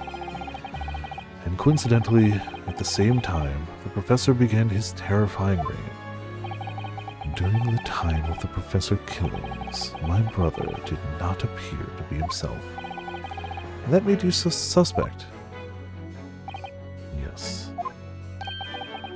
But it was only once, not more. Only once, really. Clint wasn't the culprit. That was my conclusion at the time. And I still believe that now. Do you have any evidence to support that idea? The third victim was the Lord Chief Justice at the time. It was he who had recognized my brother's potential and trained him as a prosecutor. No matter what the circumstances, it's unthinkable that my brother could have killed his friend and mentor.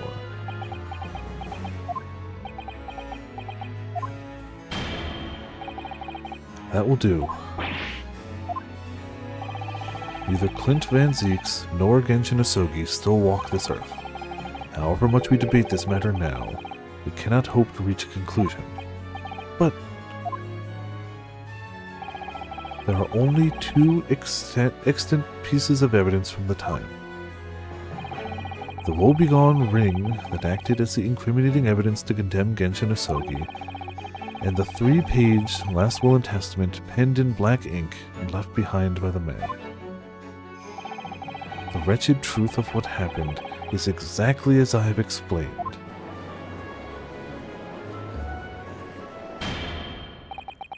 Later today, I will present myself at the Ministry of Justice for whatever sanction is deemed appropriate. That is all. Court is adjourned. Objection! It's time to tug on some bunny ears.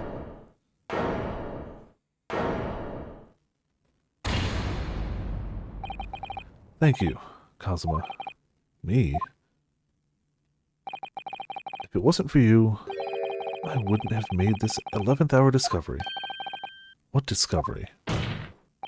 My lord, I'm afraid I must insist the trial continues. Beg your pardon. As the court has been reminded today already, we must stop at nothing to uncover the whole truth. And to that end, one particular statement made by somebody in this courtroom moments ago, no, we never ended, revealed a very subtle contradiction. What contradiction? But all I did was ask the accused one simple question. Well, it began with Lord Van Zeeks and his recollection about his brother, but Lord Strongheart didn't permit the defendant to speak at length. I merely pointed out that we can draw no further useful conclusion here. So where on earth is the contradiction?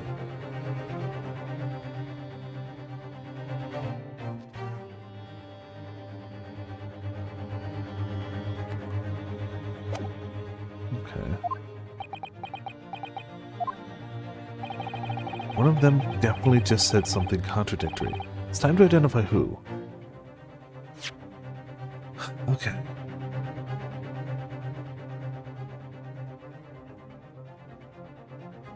Do you have any evidence to support it? Third victim, Chief Justice. It was he who recognized his potential and trained him.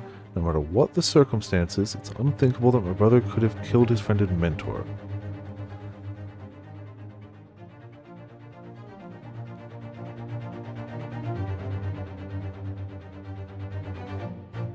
It's gotta be that there's more evidence, right? It's gotta be Strongheart. Right? We actually have quite a bit of HP, whatever, left. So I'm not super worried, but I'm saving anyway. I'm pretty sure it's Strongheart. Lying. He's gotta know, because that document disappeared. Somebody found it and did something with it. It is impossible that that document vanished. The one in red ink, specifically. It's impossible. Either Strongheart has it, or it was somehow secreted away in his belongings but like that doesn't seem super likely, unless he somehow found a way to like tie it to the katana in a way that nobody would notice until we went looking now. But it's got to be Strongheart. It has to be Strongheart. It was Lord Strongheart. I'm sure of it. Something he said was slightly off. Come on, Inosuke. Think back over his words. Find the problem.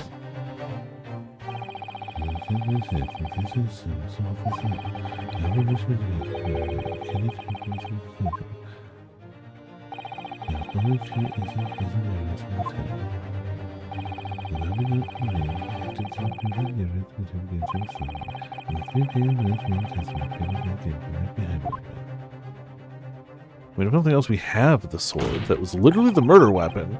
Lord Strongheart, would you care to explain? Explain what, Counsel? Among the statements you made just a few moments ago, something you said was inconsistent with a certain piece of evidence we have. Inconsistent? And, whilst inconsistency remains, the defense has a right to pursue an explanation. Inosuke, what?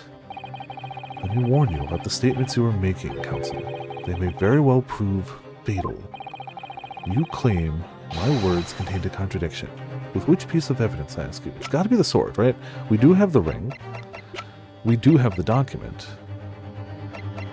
We also have the murder weapon.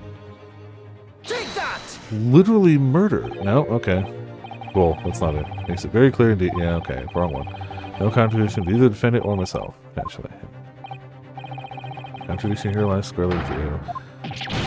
How is it not the sword? Expression, advocate for me. I get it. Gotcha. We made it this far. Shut up. Oh my god. Y'all suck. Okay, come on. We got this. Okay. But it... Again with the Lord Van Zeek's recollection about his brother. Lord Strongheart didn't permit the defendant to speak at length. Point out that we can draw no further useful conclusion here, so where is that contradiction? One of them definitely just said... Maybe it's not Strongheart. Okay.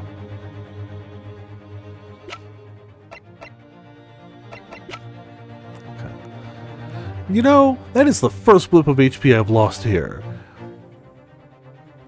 You can sass me all you want. I'm doing pretty good. Definitely not. Definitely not. Definitely not. Definitely not. No. Nope. Nada. No, no.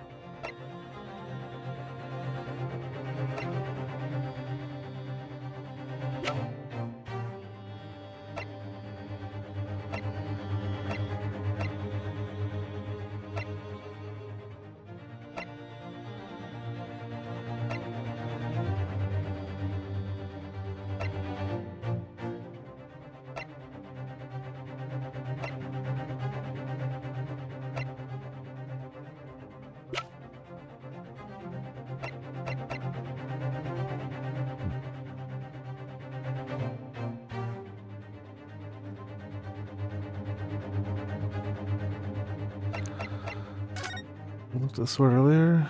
I thought I did. We can open it too, but I was pretty sure we had checked everything on it. Yeah, straight blade. Open it up. So we looked at the tip being missing. There doesn't seem to be anything else on the blade part.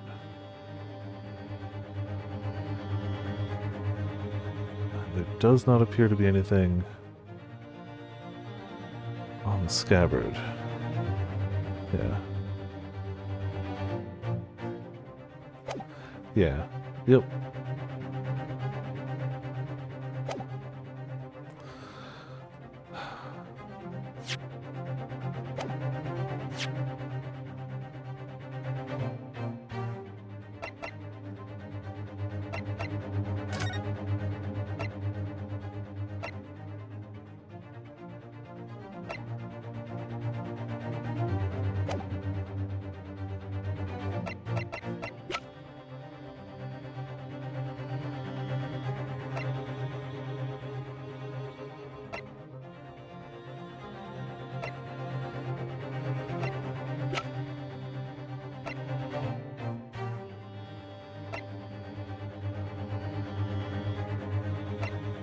Do we have the only other thing is, do we have any evidence?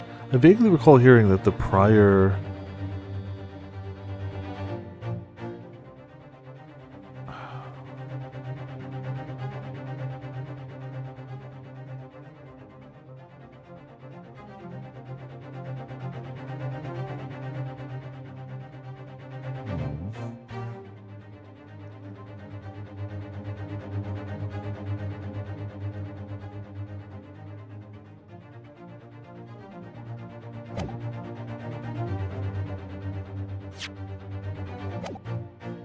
Hold on. No, 2. Yeah, that would do it. Well, I guess we can assume that's the pages. Yeah, so it's Strongheart.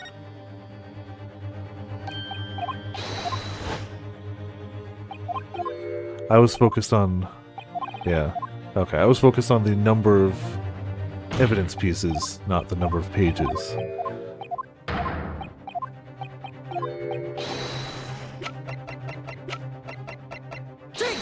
Even though I thought about that, and I was like, you know. This here's the will left behind by Mr. Asogi. The 2-paged will. What?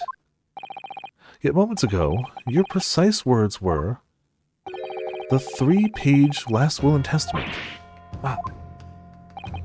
Could it be that originally there was a 3rd page? For a moment, I thought perhaps you'd identified something worthwhile. It's a mere trifle, I see. Trifle? Governor Caden. What can I do for you, sir? You were present when the Japanese man penned his last will and testament. Aye, I was there for sure. I remember the black, Verum-like scrawls to this day. And I'm quite certain, my lord, that there was a 3rd page at the time. What? Only the first 2 pages were the actual will, though. But if I mind correctly, the 3rd was a message to his lad back in Japan. For legal purposes, we required only his will. And we wouldn't have wanted any uncomfortable words about Britain to get back to Japan, eh? So, it was decided that the 3rd page oughtn't to have been sent. Objection! How dare you make that decision? I had a right to know what it said, to hear my father's final words to me. The courtroom is no place for sentimentality, counsel. As it happens, I have the 3rd page of the document with me here now. My father's message!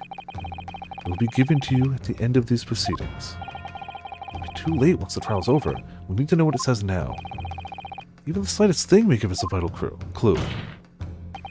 My lord, the defense calls for Genshin Asogi's last words to his son to be read out loud before the court now. Your request is denied. The inevitable Meldon words can be of no consequence. Objection! You don't know that! Yeah, whoops out the call. Contradiction is very subtle. Hey, also, hey, Astro Dude, how's it going? Welcome to Viperland in the chat. Prosecution agrees. The court should know the contents of that message. Every possible piece of evidence must be thoroughly examined. Very well, then. Governor Caden, you will read the 3rd page of the document for all present to hear. But I thought it was in Japanese. Yes, sir. Only, I should point out, my lord, and I cannot actually read Worm language. This beautiful handwriting. Shame on you, Barry. If I could be of assistance here, I would be happy to translate the words into English for the court. Father! You're still here, are you, Dr. Mikotoba? Why would you leave? Naturally, I consider myself a member of the judiciary, albeit a lowly one. But perhaps I should quietly withdraw after I've translated Genshin's message.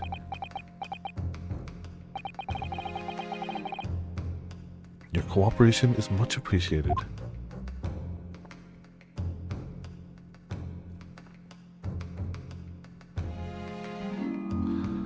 Kazuma, the truth is shrouded in darkness. A darkness only our clan's great sword can pierce. Mighty Karuma, twist thy head and watch them fall. All thy mortal foes. Ah, he did hide it in the sword. That's the end of the message, it would seem. A haiku poem, twist thy head. Bother! What is Karuma? The name of the Asogi clan's famous sword. A razor-sharp blade known to all, passed down for generations. It embodies the Japanese spirit. It's not known to me. It's the katana sword that was submitted as evidence earlier in these proceedings. The one worn by the prosecution counsel when he confronted Inspector Gregson. Details of the Asogi papers have been updated in the court record. All these procrastinations are beginning to try my patience. Adjournment of this court is long overdue. At the present, as the presiding judge, I have been accommodating as possible of the will of the courtroom. However, despite all that, no new information has come to light.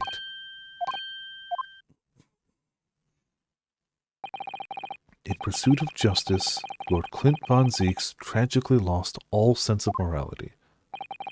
When he murdered his former mentor, clearly he was already devoid of his normal faculties. Objection! How dare you? I refuse to believe that of my brother. Too much time has passed. We cannot ever hope to know more than we do now. Especially since the alleged will that he penned in his final moments appears to have been lost forever. Lord Strongheart, you appear to be in something of a hurry to wrap things up. I wonder why. We've heard you state time and again during these proceedings that everything you did was in the interest of protecting British law and order. And I stand by that. Without the Reaper, we could never have achieved this reduction in crime the capital has seen. Objection! What about Inspector Gregson, then? And Dr. Wilson? They were no criminals. You used them to achieve your ends, and then you had them killed. However you dress it up, there was nothing fair or just about that.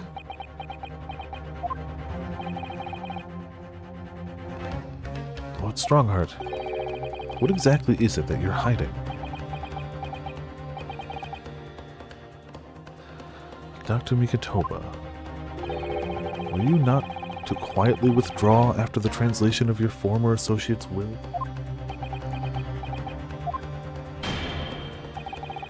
In this courtroom, no argument carries weight unless it's supported by evidence.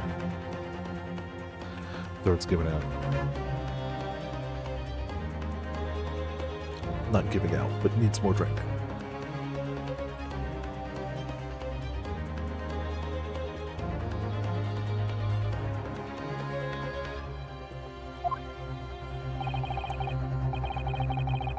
It would seem the defense has no more evidence to present. Can we check the sword now?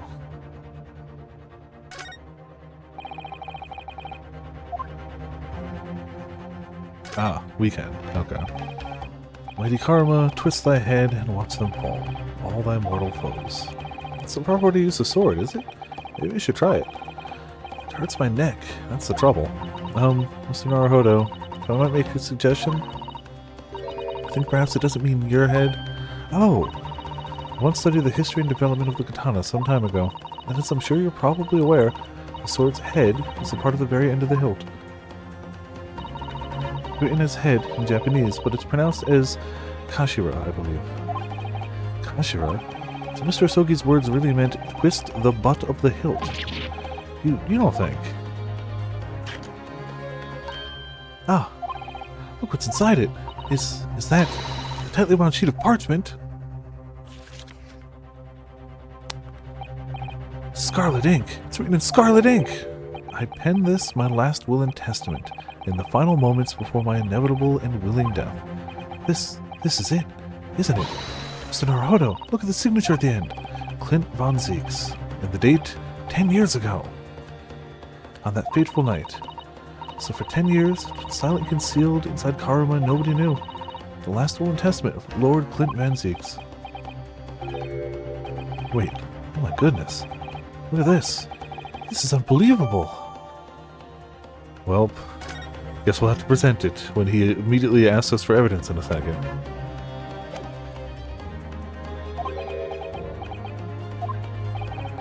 In which case, I hereby order all discourse from these proceedings to be struck from the record. This is my last chance. Mr. Naruhodo, I have to present some decisive evidence now, or it's all over. Can I? I mean, absolutely yes. Wait and see. Nah, I'm okay. Wait, my lord. As it happens, the defense does have evidence to present. What? Don't be absurd. There's nothing of relevance remaining from the time. Objection! It's high time that you realize something, my lord. This gentleman has an uncanny habit of producing evidence at the final hour that had escaped everyone else's attention. Nonsense. What is it, Ryunosuke? What do you have? Dare say, the final, decisive piece of evidence that will reveal the whole truth about this rotten tale. How? How can you? Decisive. Well, it would appear there's no escaping it now, my lord.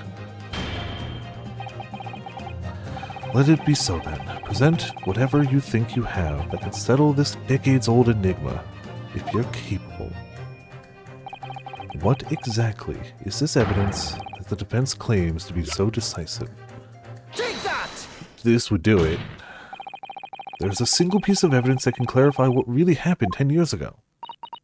The last will and testament of Lord Clint von Zieks. A wonderfully astute observation, I'm sure. But in case it had escaped your notice, that document was lost long ago. That's right, it was. Only... I have it right here. Discovered just moments ago.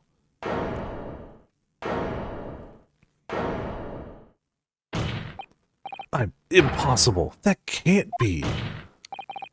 Everything that's happened comes back to this will. This document is the key that will unlock the entire mystery. Sweating now, aren't you? Good. My brother's last will and testament. Where did you find that? It was rolled up inside this. Inside Karuma! That ultimate weapon Genshin Isogi obtained has lain undisturbed in the hilt of this sword all these years, just waiting for the right time to emerge and reveal the truth. Signature and seal certainly look official. Oh my god, it's true. It's my brother's handwriting. There can be no mistake.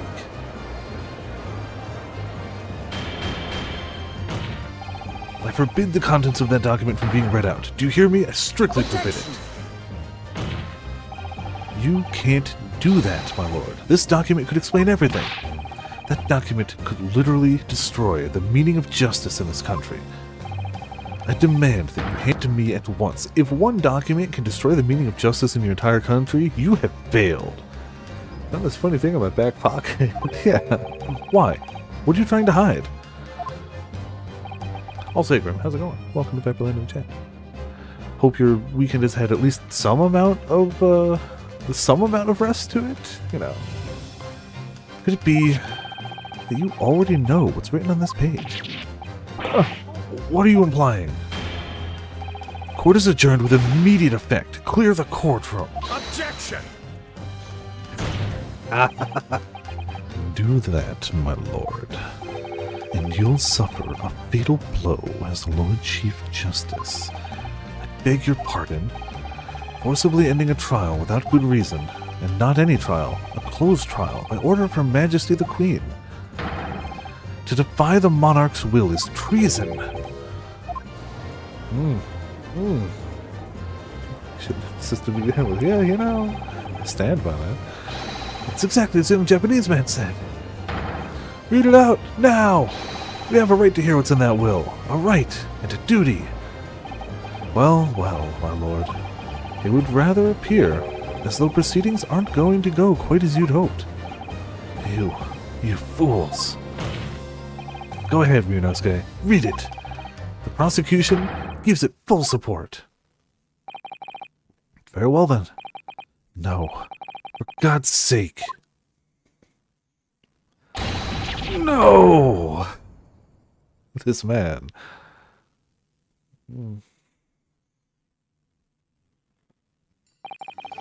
I pen this, my last will and testament, in the final moments before my inevitable and willing death. The hour is 11 p.m., and I sit at my writing desk in my office. My good friend Isogi stands at my shoulder. He has expressed his intent to invoke the dying ritual of the duel, that I may depart this world with honor. An honor of which I am utterly undeserving. The Japanese are a truly merciful people.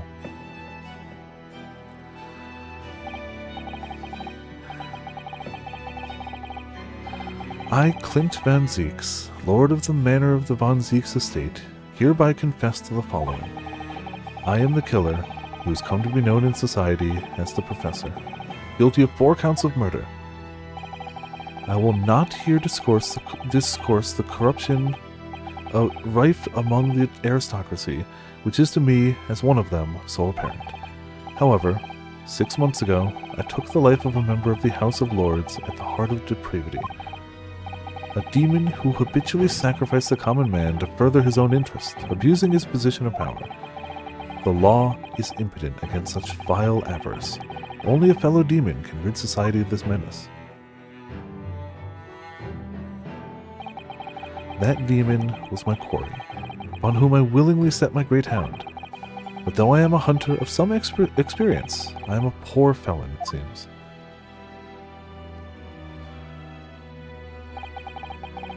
Looks abandoned USA, are they? Looks cool, looks great, okay. Jeez. My guilt was at once recognized by another, and I became subject to his extortion. He held over me the threat of exposing my wicked crime to my beloved wife and brother. Under that threat, I have done this man's bidding for months now, killing those he demanded I kill. As I watched my former mentor perish before my eyes at the jaws of the hound I commanded, I realized that I had lost the last shred of decency within me, and sunk to the level of a wild beast. There is no path back to the light. Be it I or my dear friend Asogi who dies this night, I am eternally damned. To my extortioner, Male Strongheart, may you feel the jaws of the beast at your throat every time you swallow. Damn. We knew it was evil, but like, going this far back? Like, jeez. So now we know, yes, Clint von Zieks was a murderer. But somebody was directing him and naming his victims after the first. His extortioner, Lord Male Strongheart. It was you. Lord Strongheart, a moment ago, you claimed that what the court had just heard could destroy justice in this country. But you weren't trying to protect justice at all. All you were trying to do was conceal the secret of your true nature and the countless lives you sacrificed up till now. It just didn't make sense to me that the third victim, the former Lord Chief Justice, was my brother's benefactor and a man of lofty principles. As I said, Clint had no possible reason to kill the man. But you did, didn't you, Lord Strongheart? To eliminate the man who stood between you and the office you'd set your sights on. So you used your own hunting dog, Lord Clint Van Zieks, to take him down. It had to be done. London's unsavory shadows are deep, and the arm of the law fails to reach their depths. Crime must be cut off at the roots, but the Lord Chief Justice at the time couldn't see that. He was weak. Lofty principles, you say? Tantamount to cowardice, if you ask me. Which is why I took his place, in order to fight the crime he was allowing to spread like wildfire. By murdering the man. The Reaper, the Professor, the name makes no difference. As I've explained countless times already, it was all done for the furtherance of law and order in London. So he became Murder Batman, yeah. Are you going to legitimize the murder of my father now, too? Ah, Genshin Asogi. Well, that was unfortunate. I had fully intended to send him back to Japan, as we'd agreed. I don't believe you. It was you, wasn't it? You killed him. No, it wasn't me who took your father's life. Then who? On the night following his mock execution, I went to Logate Cemetery at 3 in the morning with Jikoku. Judge Jikoku! There had to be a collaborator on the Japanese side to manage Asogi's treatment after his repatriation. Jikoku had a fierce ambition, and made him easy to manipulate. 10 years ago, after he'd stood trial for the destruction of the witness stand, I had words with him. When I told him the position of Minister of Foreign Affairs could be his, he couldn't agree fast enough. Seishiro, you fool. As you know, Asogi escaped the prison in a closed casket and was subsequently interred. We intended to dig him out of his grave before he ran out of air. But sadly, all did not go to plan. There was an unexpected visitor to the cemetery with his own ideas about digging up graves. A man who witnessed what nobody was supposed to see. Enoch Drebber. Of course, I knew grave robbers frequented London's cemeteries. But that grave on that particular night... Blast! If people find out the convict wasn't really executed, the scandal will rock the very foundations of the Empire. Then what do we do? Shoot him, Mr. Jigoku. Shoot Asogi at once. He can't live now that this has happened. He has to go. What are you talking about? You had an agreement. You promised him we could return to Japan. Everything has changed now. If the truth got out because of this, both of us would be finished. Forever. Come on, Jigoku. Do it. Pull the trigger. Shoot!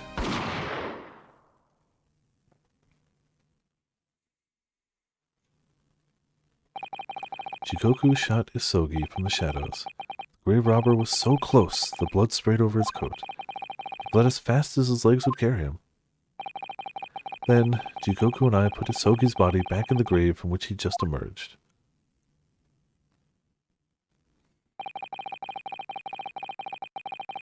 When I later learned of the waxwork modeler's presence at the scene as well, I made her swear to two things. Never to remove the professor's mask, and never to speak of the events of that night. And with that, the secret was buried along with Asogi's corpse. So, now you know what really happened in Lowgate Cemetery that night.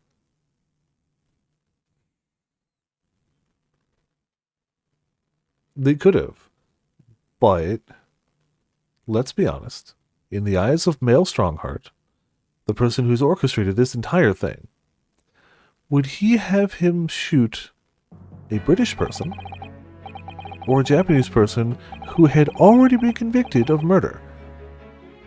Which would he order? It was Jigoku, your Japanese acquaintance, who killed Asogi in the end, you see. He claimed to be the man's friend, but when push came to shove, he pulled the trigger. Just before Mr. Jigoku left the courtroom earlier, he said that the assassin exchange program was a demand from his British counterpart, not a request. So you coerced him too, using what happened in the graveyard. By that time, Jigoku was the Minister of Foreign Affairs negotiating internal treaties with Britain. You can imagine what would have happened if it came to light he'd murdered a compatriot 10 years earlier. He would have lost everything. I merely reminded him of that. How do you sleep at night? These past 10 years, I've fought tirelessly with the darker recesses of London's criminal underworld, and I've used whatever means necessary to ensure that justice prevails and law and order reigns supreme. Objection!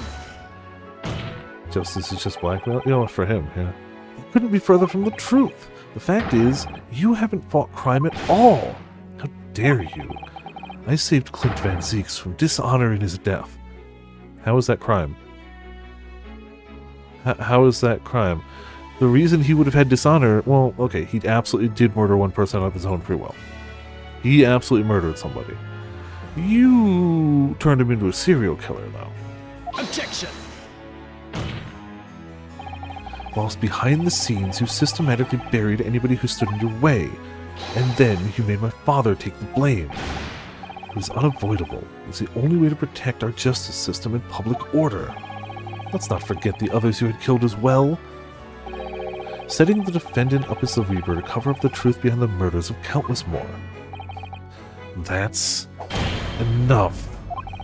Do you have any idea of the conniving that led to the acquittals of those wretched criminals? We have to fight fire with fire. Our courts can't function without a Reaper. Can't you see all I've done for this country? This has been my struggle. Objection! You've done nothing. It's Lord Van Zieks here who worked tirelessly and justly in court while enduring the disgrace of the Reaper's name. And Inspector Gregson, fraught with anguish for having sullied his hands through a desire to do the right thing. Not to mention Genshin Asogi, who risked his life going in pursuit of the truth you tried to hide. No, the darker recesses of London's underworld were largely filled by you. You little... When will you get it through your thick skulls? That it was all for Queen and country? I'm tired of that excuse. You've consistently twisted the truth for bargaining power to make others do your bidding, nothing more. People who will willingly twist the truth to coerce others have no right to call themselves part of the judiciary. I strongly suggest you don't ever talk of justice again.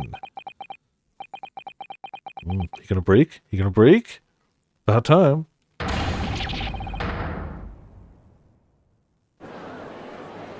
Come on.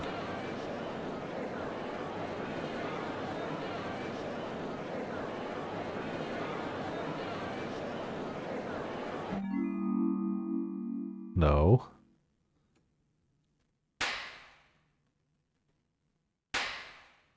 This means you have to break them harder. Well, well, well.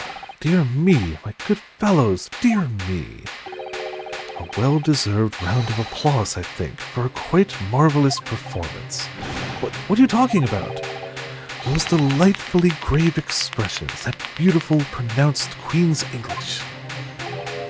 Really, our friends from the Far East are quite the picture of industriousness. Fraud, keep your mockery. Please, don't misunderstand. It really is exactly as you've both said. What are you trying to say? I've occupied the darker recesses of London's underworld and, how did you put it, done nothing. I confess it's a little embarrassing to have it pointed out quite so starkly, but yes, I really have done nothing, which means I can be indicted for nothing. No? What? It's true. Personally, I have committed no crime. I've merely been surrounded by fools who've acted very rashly indeed. Objection! You can't get away with that! You've consistently preyed on people's weaknesses. And what? Threatened them? Are you sure it wasn't just bargaining? Excuse me. I would like to address all the good lords, ladies, and gentlemen of the judiciary here present. You all know of these darker recesses in our great capital, and deep down, I believe you also know that to fight those who dwell there requires at least some of us to occupy the darkness ourselves. So let me appeal to your good senses now. Consider the situation with me. If this catalogue of horrifying revelations were to become common knowledge among the 6 million inhabitants of London, what might happen? To learn that the infamous murderer of royals and nobles was a respected member of the aristocracy himself.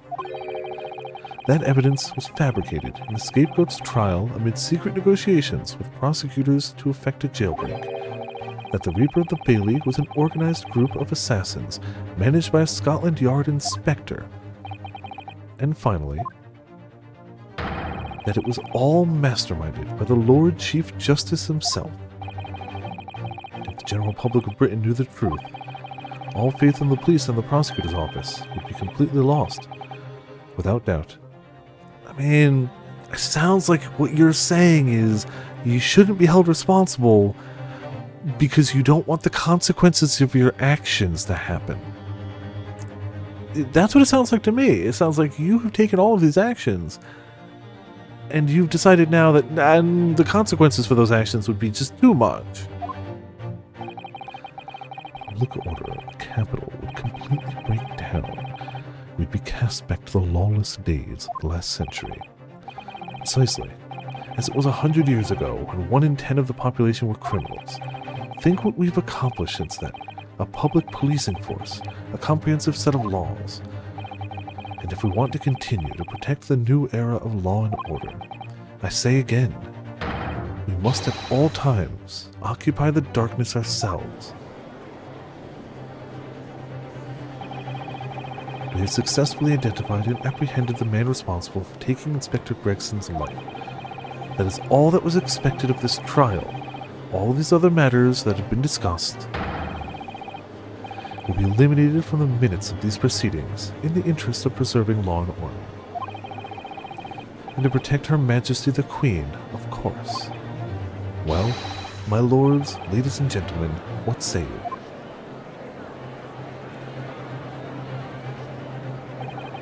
He has a point. Things Lord Strongheart has done are quite unforgivable. But, on the other hand, isn't it our duty to maintain law and order in the capital? We can't deny that the threat of the Reaper over the years has done wonders for the crime rate. And by fair means or foul, that's all thanks to Lord Strongheart. I should be allowed to do whatever legal things I need to do as long as I do it to stop other evil people. If I get rich, popular, famous, and powerful off of that fact is inconsequential as long as crime goes down a little bit. Which, to be fair, we don't know I was involved in, because how can you prove what life would be like without it? Yeah, it's really the ends justify the means, but from the highest law in the land. Yeah. Are you hearing this? This is the will of the British judiciary? Oh, he does sip it occasionally. Chuck it in his face! Chuck it in his face! Chuck it in his face! For your rousing response, friends, I express my heartfelt gratitude. Therefore, in accordance with the overwhelming wishes of the court, the record shall be erased. You have to respect the man's ability to turn a situation to his favor. Lord Strongheart really is a master of manipulation. You've conclusively proven his guilt, yet still he managed to evade justice. I just don't know what we can do. Ryunosuke! Looks like the trial really is going to come to an end now. I'm almost out of options, I think. There's really only one path left open to me. Okay, so wait and see is obviously wrong. We can all agree that is not the right answer. I don't know if raising an objection will do anything. What evidence could we possibly show? We can show... Well, we can look at people now. It doesn't mean we can present it.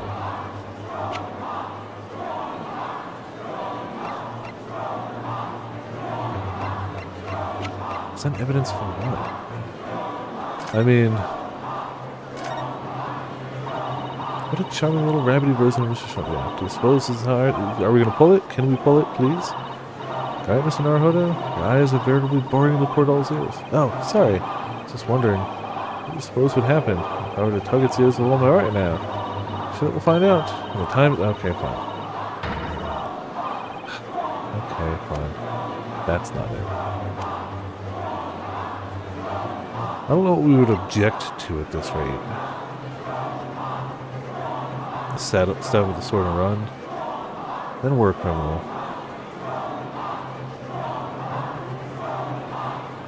I don't know what evidence we'd present.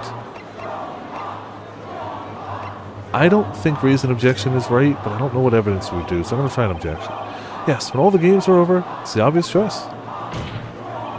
Let my voice reverberate around the courtroom and make people listen to reason. Objection! That was the easy part. What do I say next? As a man who has fought many battles in this very courtroom, let me offer some advice. Objections need substance behind them. Otherwise, they are merely objectionable. The defense has no objection to being penalized in this... Okay, so it was evidence. Gotcha. You're not Mr. Naruhodo. Certainly won't object if you decide to make perhaps a wiser choice now. Okay, fine. Yes, right. A wise choice, of course. Here it comes. It's evidence. Gotcha. So I know only too well the only thing that carries any weight in court. Evidence. Yeah, that's fine. But Mr. Naruhodo, what evidence is there to use at this stage in the trial? I have an idea. I don't know whether anything will come of it, but if there was ever a time for using this particular item we have among the evidence, it's now. Yeah, I'm aware. Just we're trying to use it. Oh my. Yes, Mr. Sholmes asked if you had that with you earlier. You exposed all of Lord Strongheart's wrongdoings now. I have no doubt that Mr. Sholmes had already deduced exactly how the truth would unfurl. So I think it must be time for the great detective to take center stage, don't you? Yes, absolutely. Let's take this hair by the ears then, and heave! Alright, here goes. Heave! Ow! Ow! My dear fellows, must I remind you every time a gentle tug will suffice? Mr. Sholmes, you're looking in quite the wrong direction, Mr. Naruhodo, because I'm over here. Ah, Mr. Naruhodo, he's... It's Mr. Sholmes!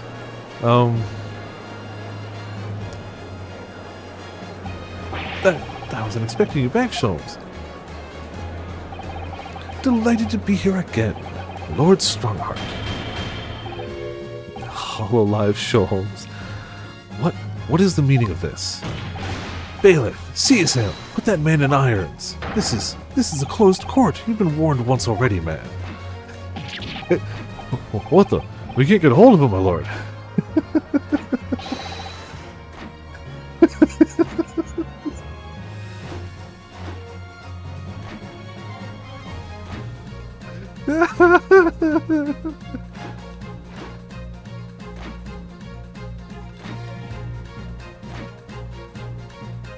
Alright, well, that's just great. We just go right through him. I'm afraid your efforts are wasted. You see, the great detective you see before you is composed entirely of light and shadow. An image, if you will. Mr. Naruhodo, I must congratulate you on your fine deductions. Mr. Sholmes, what on earth is... Are you familiar, I wonder, with the invention known as the telephone? Well, yes. I hear that some public telephones have been installed recently in Tokyo. The sound of the speaker's voice is converted to an electrical signal and transmitted instantly to another place. Quite. Sounds are transmitted. So could not images keep the company, I mused. Iris and I did some modest experimentation to develop such a device specifically for this very day. That's in the mocap studio here. They must have been having a good time. Modest experimentation, Mr. Sholmes. What a modest description. And somewhat incidentally, I thought we might just as well transmit an entire scene. Somewhat incidentally, Mr. Sholmes. Now you're just being immodest. Do you mean to say you're not actually here, Sholmes? Ah, I knew my trusty partner would have no trouble grasping the concept. Except he's grasped the situation to stand to steady himself after your shock arrival. Poor father, I would have hoped he might have been forewarned, being the great detective's great partner. Leave my courtroom at once. That's basically what he's going to sound like when we're done with him. Get out, or I swear to you. Dear me, you on the other hand, Lord Strongheart, appear to have a very poor grasp of the situation. Allow me to reiterate, I am not here, which would, I hope, lead naturally to one asking, where exactly are you? The very question I was awaiting! I am at present enjoying the air in a rather splendid garden. Garden? Not just any garden, you understand? A garden at Buckingham Palace. What? You can't be. Buckingham Palace? What's Buckingham Palace, Mr. Sato? I've never heard of it. Do you ever read the news, Mr. Naruhodo? Mr. Sholmes, is Iris with you there? Ah, well, now. Iris is currently enjoying some tea. With Her Majesty. Her Majesty? Not just any Her Majesty, you understand? Her Majesty, the Queen of the British Empire. What? What on earth is all this about? Buckingham Palace is Her Majesty the Queen's residence in London, Mr. Naruhodo. Order! Order in the court! I demand immediate silence! Her Majesty the Queen, you can't be, I mean, no. This is some sort of unforgivable, dastard, distasteful trickery by a third-rate detective, that's all. Unforgivable, distasteful trickery? What an apt description. A closed court session attended by elite members of the judiciary is a rare event. I presumed that Her Majesty would be more than a little curious about the proceedings. So, I decided to show her. Everything, from start to finish. Huh? You showed her? Indeed. By dint of the Herlock Sholmes remote cinematograph. You meddling. This is some kind of nightmare. Just as I appeared to be standing before you regaling you with talk of my latest invention. No doubt you've inferred that the reverse is also true. You don't mean... Her Majesty has seen and heard every moment of the proceedings. I assumed there would be no objection, after all. Every trial in this country is conducted under the auspices of Her Majesty, as you know. You... I confess I am quite impatient to hear Her Majesty's opinion about the unforgivable, distasteful trickery in which you've been engaged over the past 10 years. Think that's illegal? Is it, though? Is it illegal to show the Queen the court proceedings that all happen under, technically, legally, her watch? Is that illegal? I mean, these days probably, but then? How could you make illegal something nobody knew you could do? It was assumed that she watched over all of the proceedings. Laws are different over there in general, but we also have to assume this is then. Now, yes, that would probably be very illegal right now. But this isn't now. They didn't even know you could transmit these types of things. There'd be no law preventing you from doing the thing they didn't know you could do. No, I was merely... Oh, so sorry to keep you all waiting. Vicky and I had so much to talk about. Vicky? Iris, there you are. In fact, I have a little message here from Her Majesty. A message. Well then, if everyone is sitting comfortably, forthwith and with immediate effect, all authority previously accorded to Male Strongheart is hereby revoked forevermore. Furthermore, he will be prosecuted for crimes against his country in a public trial by jury in the coming days. So, it seems that Her Majesty doesn't believe we need to fight fire with fire. Justice in this country needn't be administered from the shadows at all. You're fired. Basically, the longer, queenlier version of that, you're fired, you will never see the light of day outside of a jail cell again in your life, and or you might be dead. So... Male Strongheart, the darkness you fostered to conceal your despicable actions these last 10 years is a thing of the past now. After today, your brand of law and order has no future, because no longer are you the Lord Chief Justice. In the eyes of the law and of Her Majesty the Queen, you are nothing but a criminal. Damn.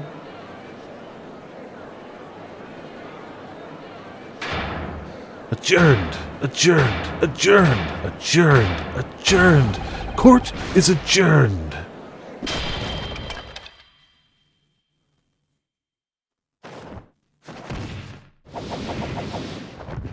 I mean, he's not wrong. It's just, not in the way he thinks. Oh, damn, that's super guilty. Uh-oh. Damn. He literally broke the scales of justice. Oh. Oh.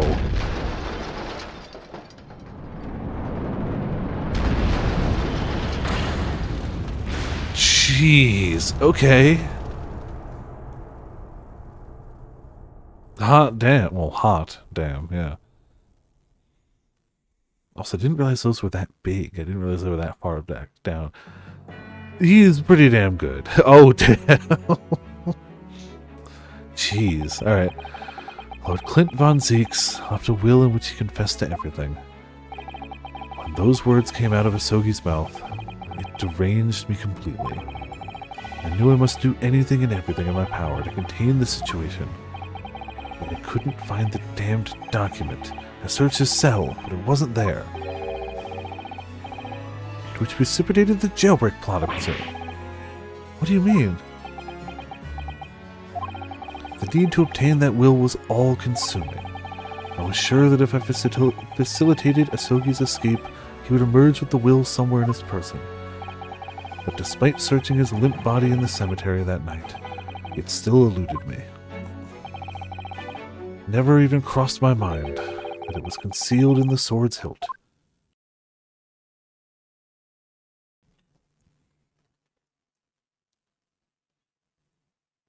More drink.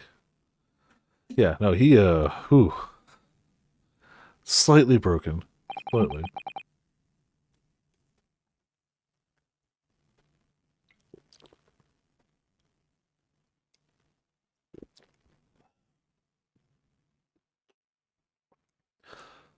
What pains me now is that my brother left this world without a word to me.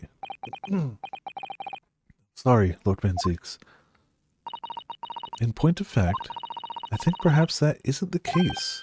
Sorry? How can that be? There is more. It was the last will and testament. What?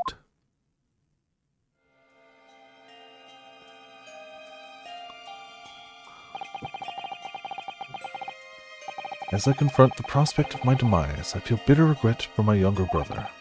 Varric, you have always looked up to me, and now you follow in my footsteps to become a prosecutor.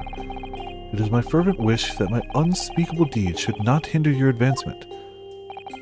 I ask not for understanding, but none could understand my depravity. I ask only for forgiveness.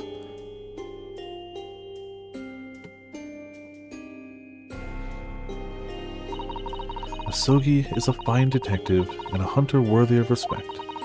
He has agreed to honor my final two wishes. The first is that this document survives. Second, I cannot commit to paper. I have confessed my sins to my wife. May she find resolution in my death. With my eternal gratitude to my Japanese friend, I rest my quell. Clint von Zieks.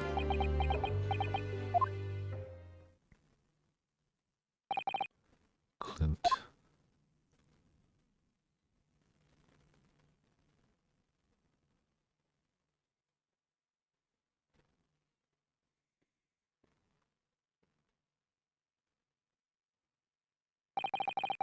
Male Strongheart. You colluded with Seishiro Jikoku in a criminal plot so immense it spanned the oceans, and you cold-heartedly murdered all those who knew the truth about what happened 10 years ago. But why did you set about that now, a whole decade later? To ascend to the very peak. These last 10 years made me realize being the Lord Chief Justice wasn't enough. Short of becoming Her Majesty's Attorney General, I could have no real power to effect the changes needed in this country. And for that promotion, I needed to ensure no remnants of the past remained. How could you? I like everything to run smoothly in the exact manner that I prescribe, like a well-oiled machine. And I was just a step away. And for your ambition to succeed, did you even bother to count the number of brilliant people you hiccuped at you had killed? Ah, Mr. Reaper, are you not forgetting something? Such as... you very much adopted your usual prosecutor-like demeanor in the proceedings now. But the reality of the situation is that you are the defendant in this trial. However, the presiding judge would appear to have fallen from the bench, as it were. May I suggest, therefore, that we entrust the final adjudication to an old friend, my lord. As a member of the judiciary, I have been following the proceedings from the gallery, and I must say, I shan't ever forget the extraordinary battle between good and evil that I witnessed here today.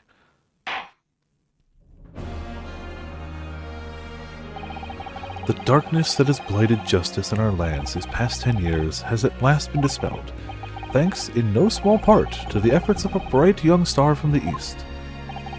Defense Counsel Naruhodo. Yes, my lord. On behalf of everyone here present in the Old Bailey, I give you my heartfelt thanks. You're too kind, my lord.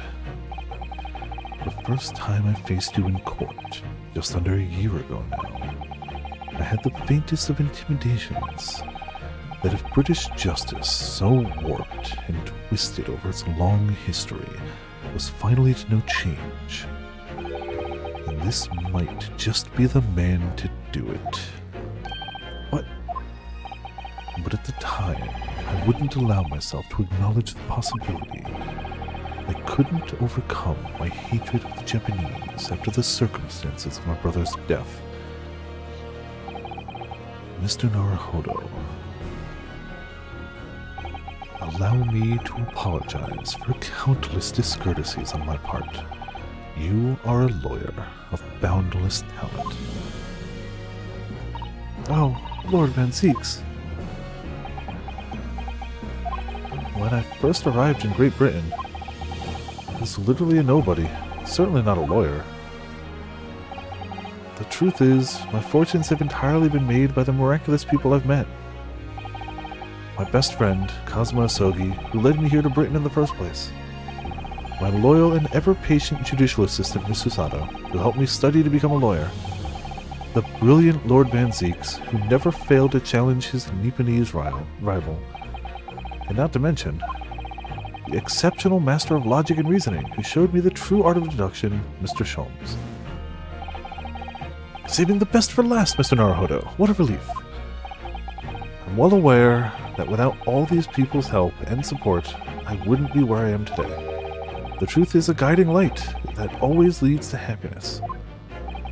I've lived by that principle for a long time now, but actually, it's not true. The truth can also cause great pain, sometimes even leave people on the brink of despair.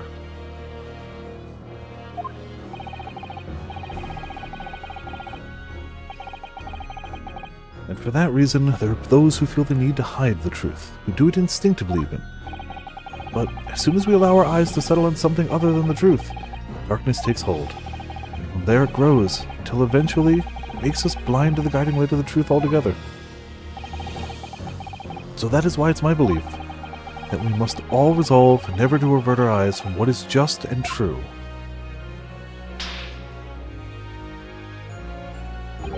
So that we can continue to walk the straight and narrow path ahead.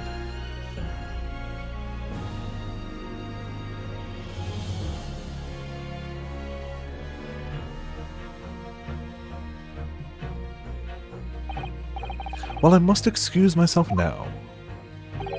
But before I go, Mr. Naruhodo, let me compliment you on your grand opus. What?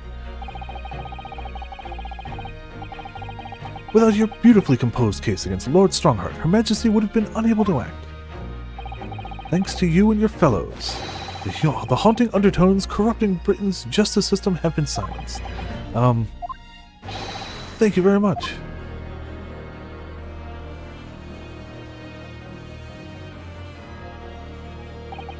So, until our paths cross again somewhere.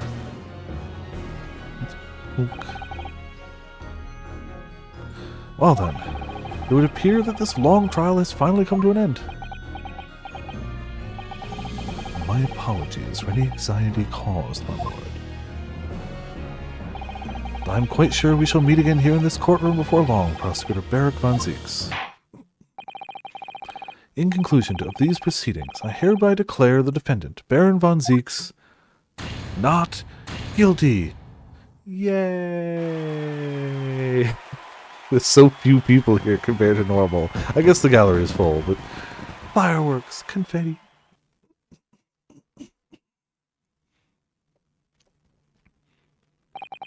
That is all. Court is adjourned. Well.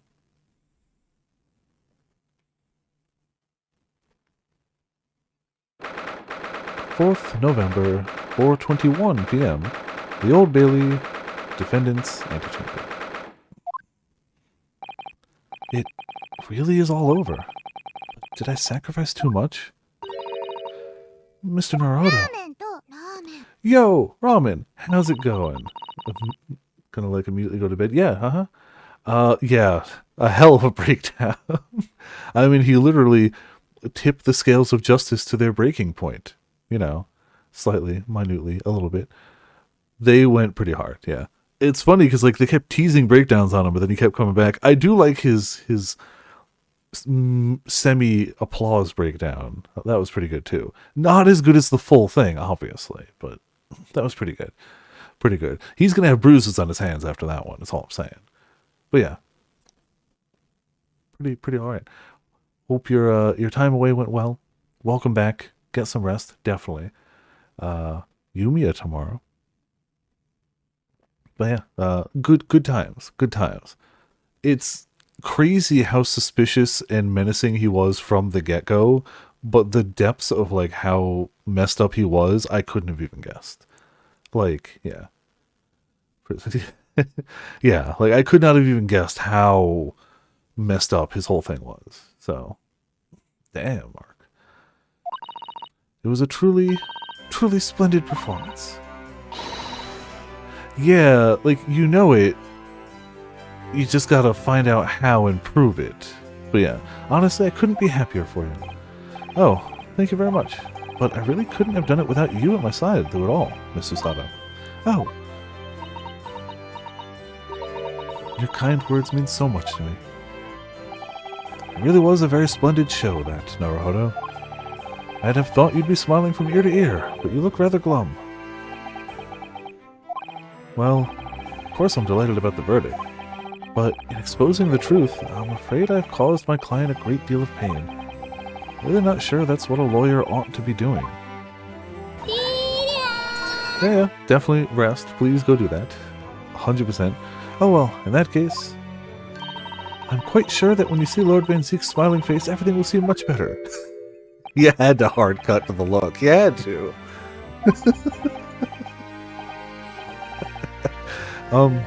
Miss Susato, everything seems worse. He has a face like thunder. Oh dear. I really shouldn't have presumed. Mr. Naruhodo. Yes? Almost a year it's been now since I first encountered you here in this very courthouse. You have risen to the level of excellence you demonstrated today. Well, it's quite remarkable. But I exposed the most unpalatable truth you could ever have imagined in court today. I feel as though I've robbed you of something you held so dear. What was it he said? To fight those who dwell in the darkness requires at least some of us to occupy the darkness ourselves. But that was just the feeble excuse of a coward. Only those with a steadfast eye for the truth have what it takes to fight the dark forces of crime. You made fine work of establishing that fact in court today. Oh. Well, thank you. What magnanimous words. I'm quite sure that Kazuma-sama would have a smile on his face at this very moment of you here. We're going to hard cut to him just staring at us. Kazuma. No? Okay. Yes, of course we are.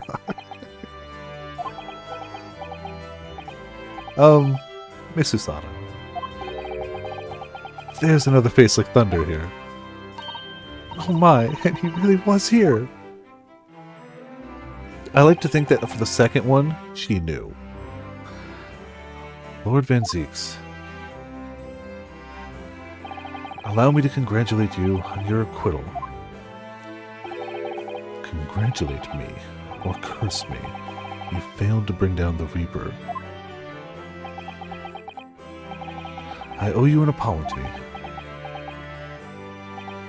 No, it is I who should apologize.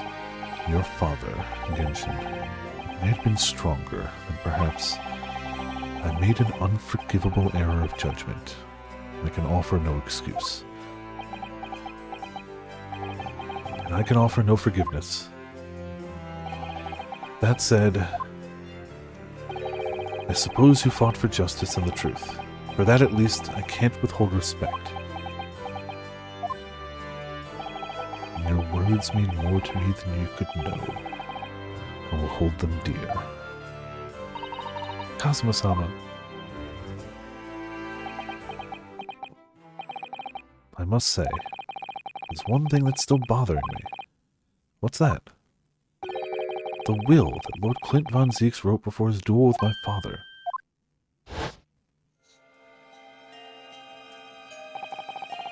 Asogi is a fine detective and a hunter worthy of respect. He has agreed to honor my final 2 wishes. The first is that this document survives. The second, I cannot commit to paper. I have confessed my sins to my wife. May she find resolution in my death. With my eternal gratitude to my Japanese friend, I rest my quill. Clint von Zieks. What can the second of his final wishes have been? That your father agreed to honor, you mean? Think perhaps I might be able to shed some light on that. What? Father? It was 10 years ago, as you know, the day before the execution was scheduled. I went to the prison to say my farewells to Genshin.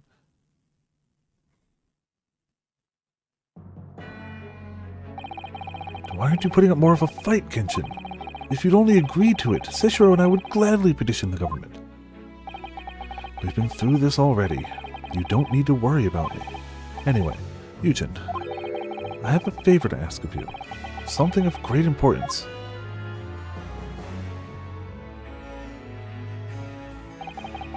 You're one of my greatest friends, Genshin. Whatever it is, consider it done. Excuse me. I'm going to tell you an address. I need you to go there at once, in secret, and tell no one. You should find a lady of the gentry in hiding there. A lady of the gentry? She's not in a good way, and she's with child. The birth is imminent. As a medical man, I'd like you to attend to her. Please, you're her only hope. By any chance, is the child yours, Genshin? Don't be daft. It's a favor that was asked of me by a man I knew. It's his dying wish. Goodness. I swore to the man that I would help, that I would do whatever I could for his wife and his unborn child. But if something should happen to me, I need to ask you that same favor. You're the only person I know that I can truly rely on. What did you say? If something should happen to you? Tomorrow night, you're going to be...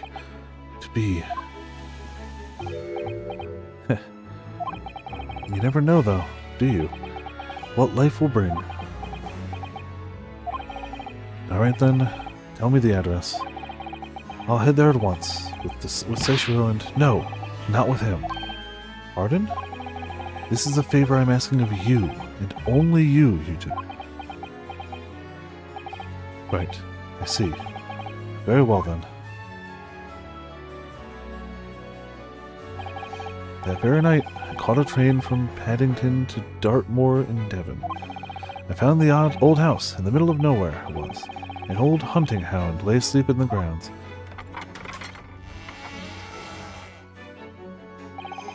The poor woman was on the floor at the back of a darkened room. She was in mortal danger. I broke her waters to precipitate the labor before she weakened further, but it was a torturous birth. I did everything humanly possible for her and her child.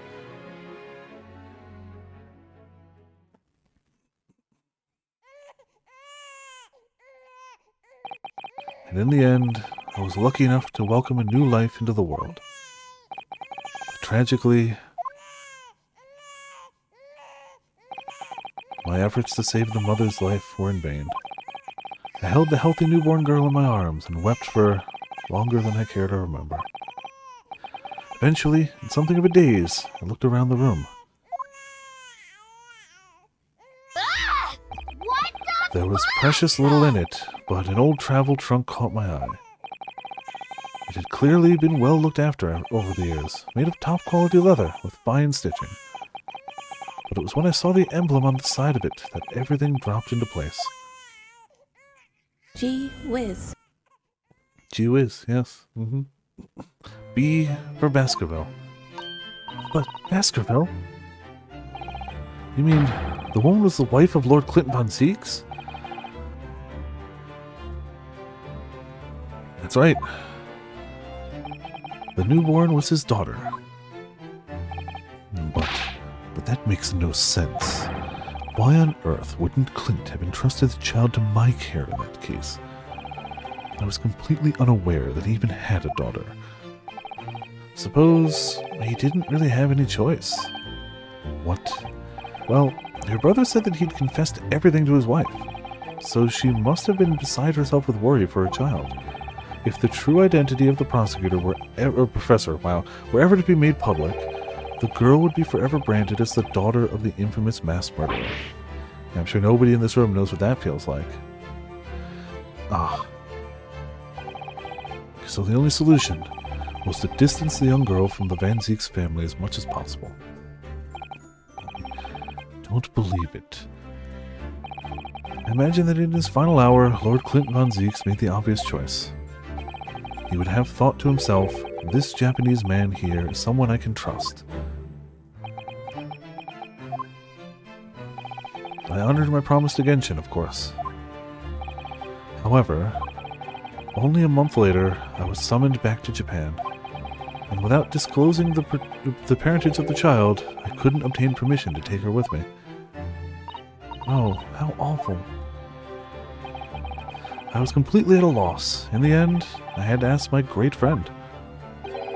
I asked him if he would be a father to her. And being Mr. Sholmes, I presume. Yes. He took one look into my eyes and agreed to it on the spot. Mr. Sholmes, he has a heart of gold. Really, all it can be said that I did for the child was to give her a name. Oh.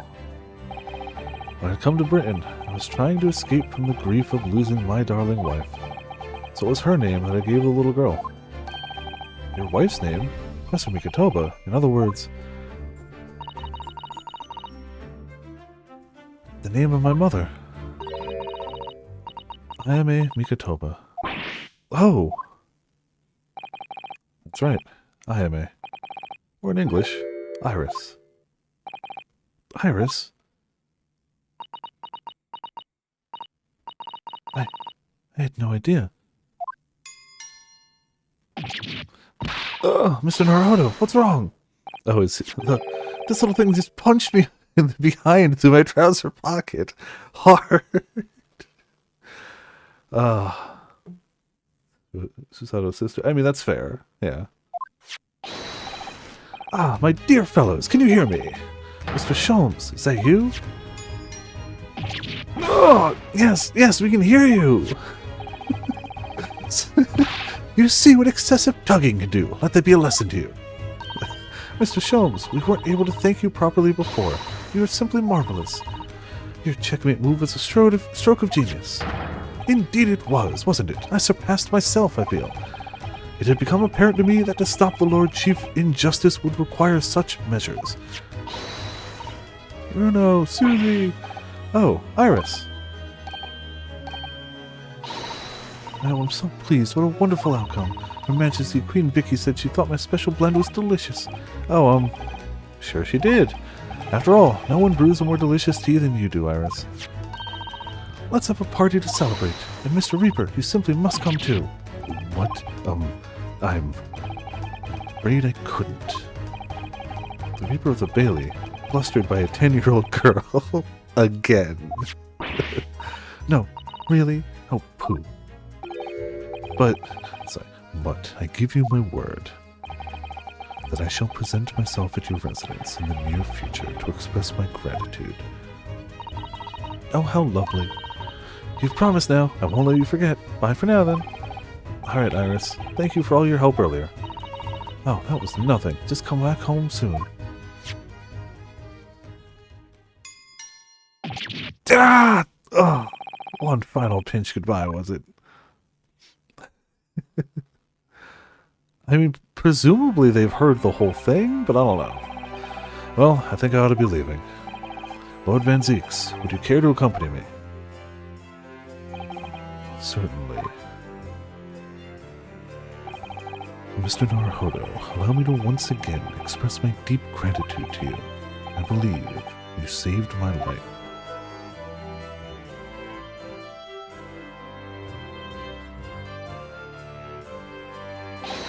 Wait, Lord Van Zieks! Yes? What are you intending to do now? Well, clearly, I shall have to resign from the prosecutor's office. Oh no! I intend to publicize the full truth about the professor case. Once that's done, the Van Zeeks family will be ostracized completely from London society. Surely not. So as soon as I am free from my employment, I shall leave the capital.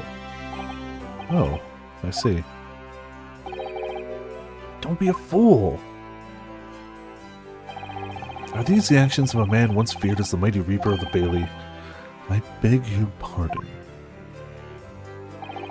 For the past 10 years, you've endured that pseudonym and been cast as one of the dark forces yourself.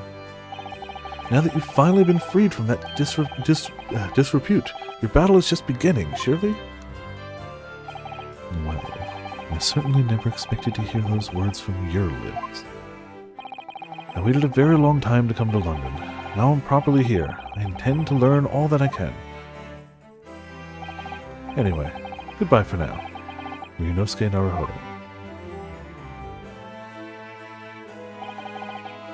Kazuma Sogi. Seems as though he's really matured suddenly. He's not the only one who's matured. Mr. Naruhodo. Well, I think we should make our way back to Baker Street. We must help Iris with tonight's dinner. We must.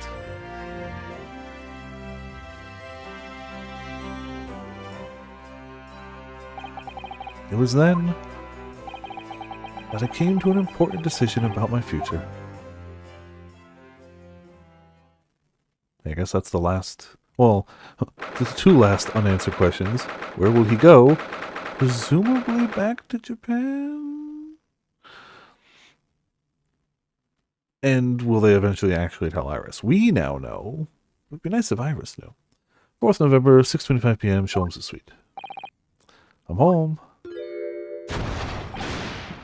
Oh, about time you got here. We've been waiting ages, Odo. What are you doing with that colorful piece of history? It's a party, ain't it? It's gotta go off with a bang. I mean, fireworks, ideally.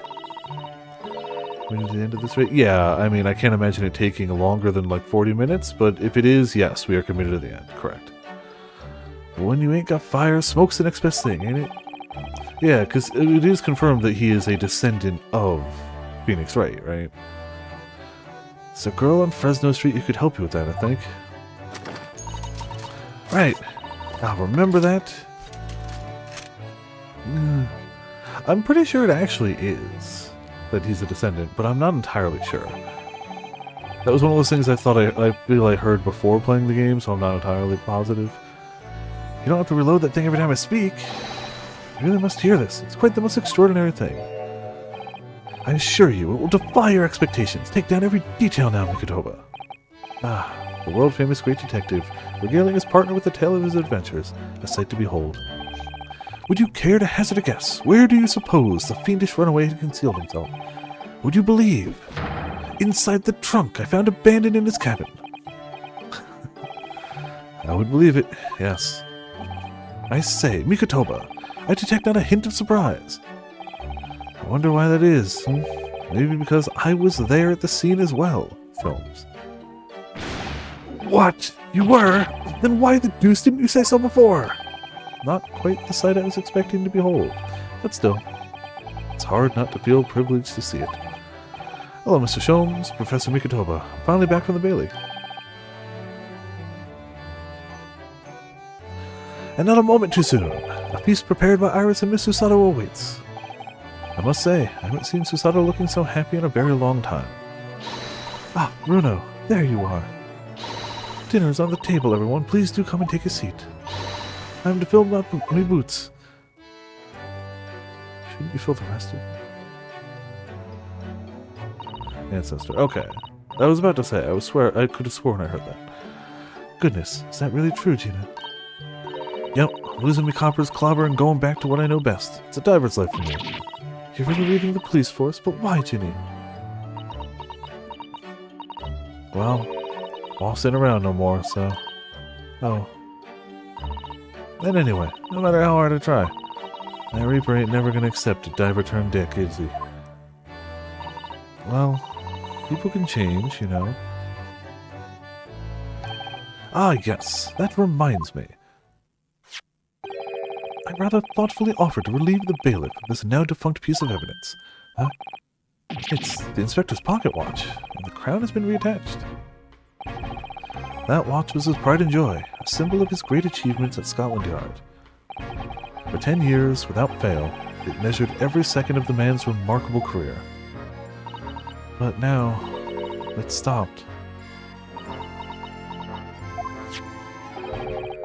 Someone needs to keep the memory of Inspector Gregson's career alive, by taking on the great responsibility of winding that watch every single day again. Yes, someone with an equally fierce detective spirit.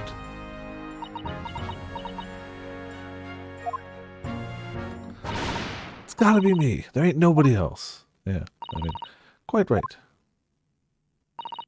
I mean, after all, the boss was... well, it was my boss. Yes, Ginny, yes he was. Oh yeah, and I made you a promise and all, didn't I, Iris? That I'd become a proper detective one day and track down your old man. Oh. Alright then, it's decided. I'll do it, and I swear.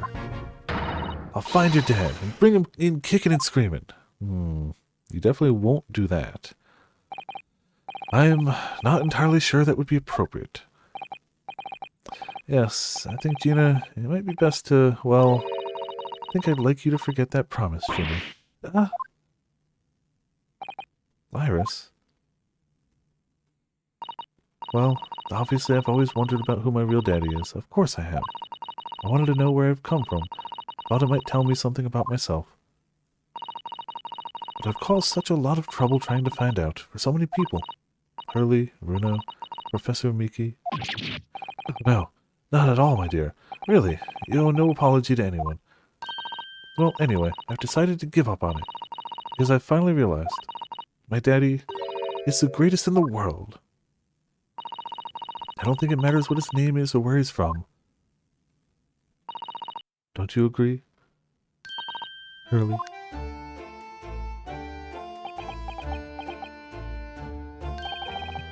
With every word, Iris. Thank you, Hurley. Thank you, Daddy.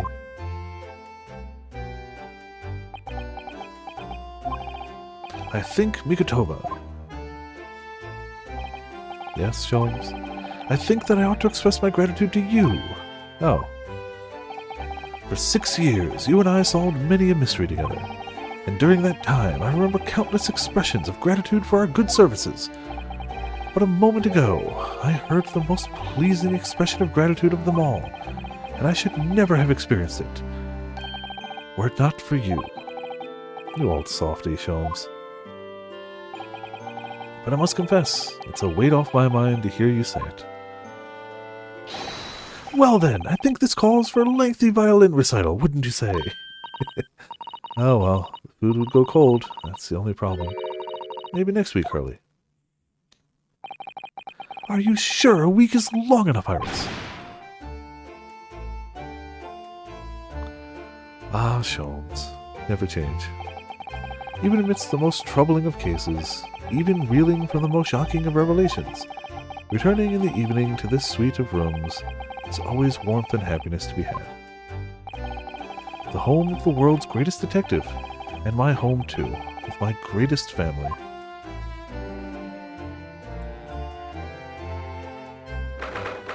November 4th, 9 to 7 p.m.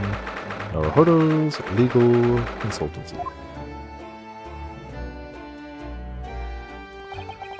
This attic room has been my home and office for almost a year now. I've certainly had some unforgettable experiences whilst I lived here. But I think now, time has come. Excuse me. Time to bid this place farewell. Time to call a spade a spade. Naruhodo. Stupid hiccup, stop. I assumed that was going to be Susato. Oh, Professor. Are you alone? I didn't hear any sounds from Susato's room. Yes, Susato-san went out after dinner. She took a carriage. Something about an important matter she needed to take care of. Ah, I see. I wanted to thank you for what you did earlier. Oh? With Iris, I mean. When the subject of her father came up. Lord Clint von Zieks. I made up my mind many years ago never to tell her who her real father was. It's what was agreed with Genshin after all. Lord Clint von Zieks' final wishes before he died, you mean? Yes, I've had to take some rather drastic steps at times to protect that secret, you know. Calling Susato back to Japan 6 months ago, for example. That's why. When I read Soseki-san's report about his final days in London, my heart nearly stopped.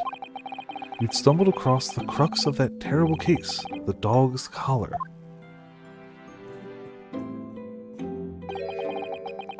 The description of the Baskerville insignia left me in no doubt. Baskerville? If you decided to investigate that insignia, sooner or later, you'd have made the connection to the Von Zieks. And to make matters worse, Susato knew of the unpublished story as well.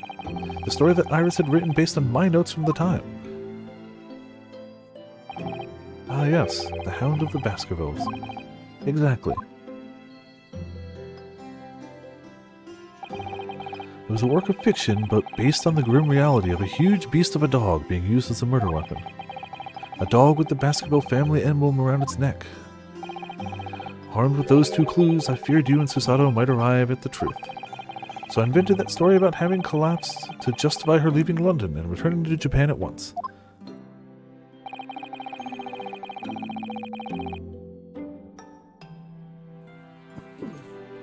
All in aid of halting any investigations you and she might have been contemplating. See. Something I've never understood is why Susato-san came across that manuscript in Japan, though. You know, Iris is the Hound of the Baskerville story, I mean. Sholmes sent it to me. That was before Susato left Japan. He was very troubled about what should be done about it, you see. I'd read it and carelessly left it on my desk, which is where Susato came across it. Of course. It was the only case Sholmes and I ever pursued that I didn't record in meticulous detail. I was stunned when I discovered that young Iris had pieced together so much of it from my paltry notes. Sholmes and I discussed the matter and decided that we couldn't allow the story's publication.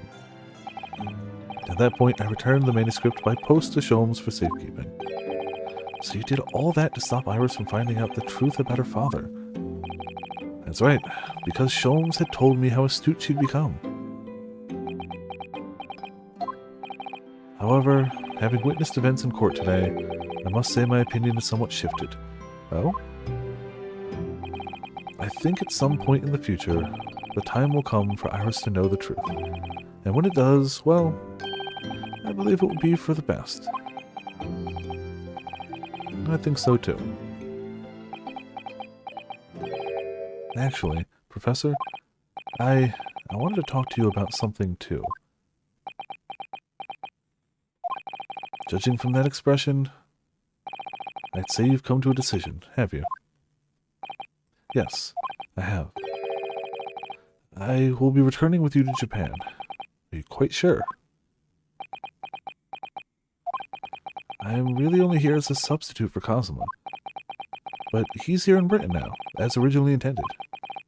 Locum student Naruhodo doesn't really have a right to stay, I think. I see. Looking back now, when I first arrived here in February.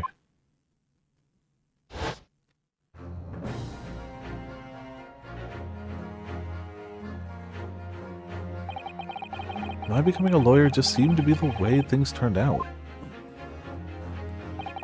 With Kazuma, Susato-san, and Mr. Sholmes all gently pushing me in that direction.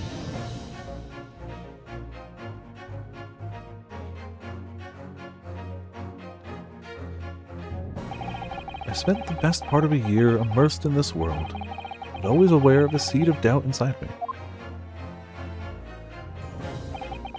Until today, sorry. Standing in that courtroom earlier, all doubts vanished from my mind.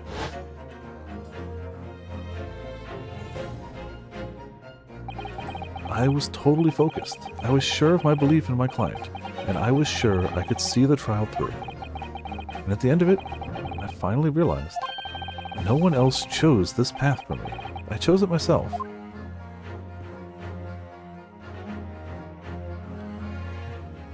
They could, yeah. The path of a defense lawyer, eh? Yes, that's what I am now. That's what I'll be going back with you to Japan as. And that's the path I'll be following for the rest of my life. Well, sounds like you've made quite a resolution there. I have. Very well then. I must say, it's extremely welcome news. I shall make arrangements for your return first thing tomorrow, but I don't imagine we'll depart for a few days. Not with the symposium having been cancelled now. Such a shame. Never mind, I'm sure there'll be other opportunities in the future. Well then, I'll bid you good night.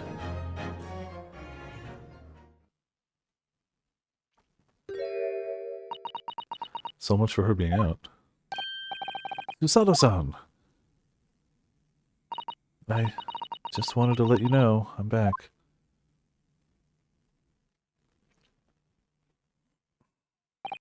Did you, hear what your father and I were discussing? I'm sorry, I did, yes. I couldn't help but... Oh, how much did you hear? Well... the part about Iris' real father, I think? In other words, from the beginning. So you've made up your mind. You'll return to Japan and continue working as a defense lawyer. Ah, yes, I'm sorry. I really should have consulted with you about it. I did want to earlier this evening, actually, but you'd already gone out. Oh, no. Oh, no, that's quite alright. I already knew that it's what you decided, Naruhodo-san. You did?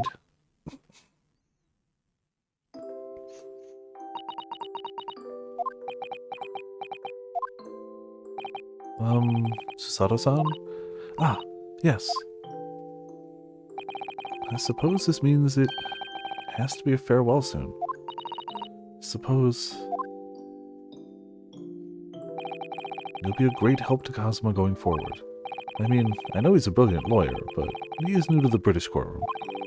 Will certainly benefit greatly having a brilliant judicial assistant at his side. I'll do my very best. I wish I could say it, but I just can't. Can't ask her to come with me. After all, she was always supposed to be coming to Britain as Kazuma's assistant.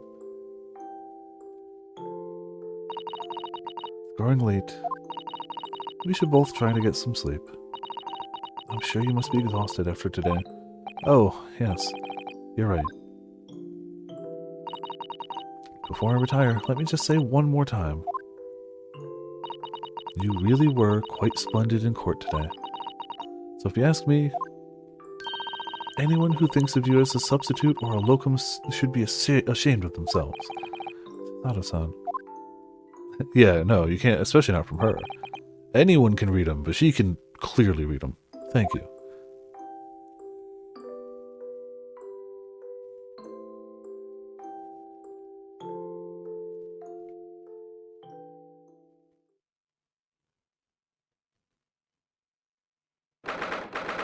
November 7th, 5:42 a.m. Ugh.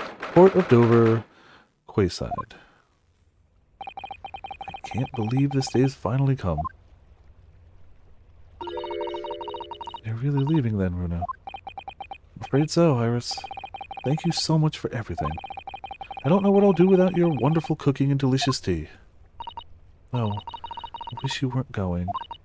But you have to come back and visit. Say you will. Of course. I promise.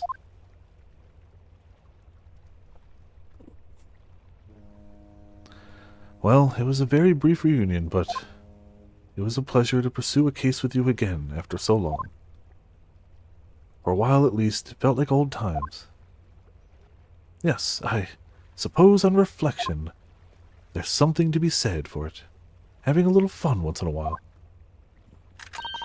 I'll just go and say goodbye to the professor as well, I think. Alright, Iris, you do that. Why do you need a gun for that?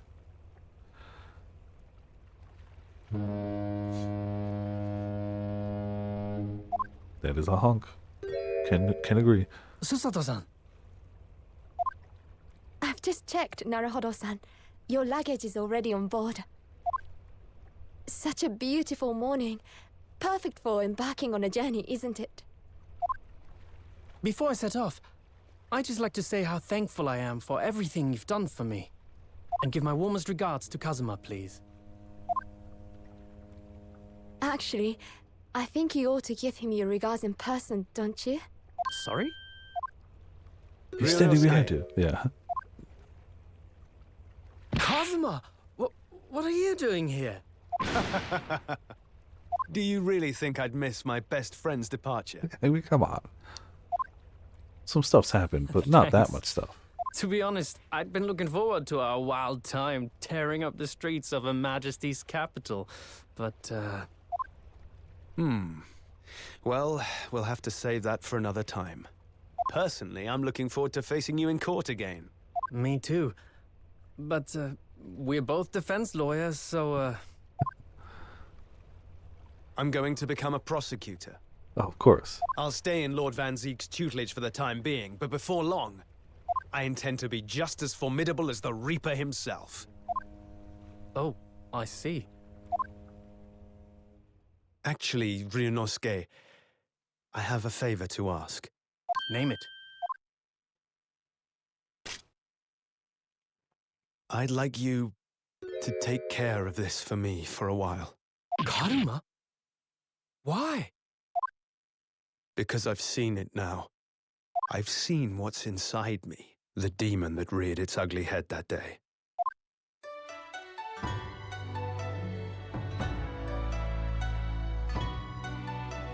It was only for the briefest of moments. The last time I came face to face with that inspector, but it was unmistakable. I wanted to kill him. I've always known there are demons that live inside people. And now I know there is one in me. The fact that it very nearly consumed me is something I'll carry with me until the end of my days. While I devote my life to fighting those whose demons have got the better of them. As a prosecutor, So, that's what you've resolved to do, is it? All right. until I'm ready to face the demon within me, to slay it once and for all. I leave this in your care, if you'll take it. Of course I will. Yeah. I'll keep it by my side. Always.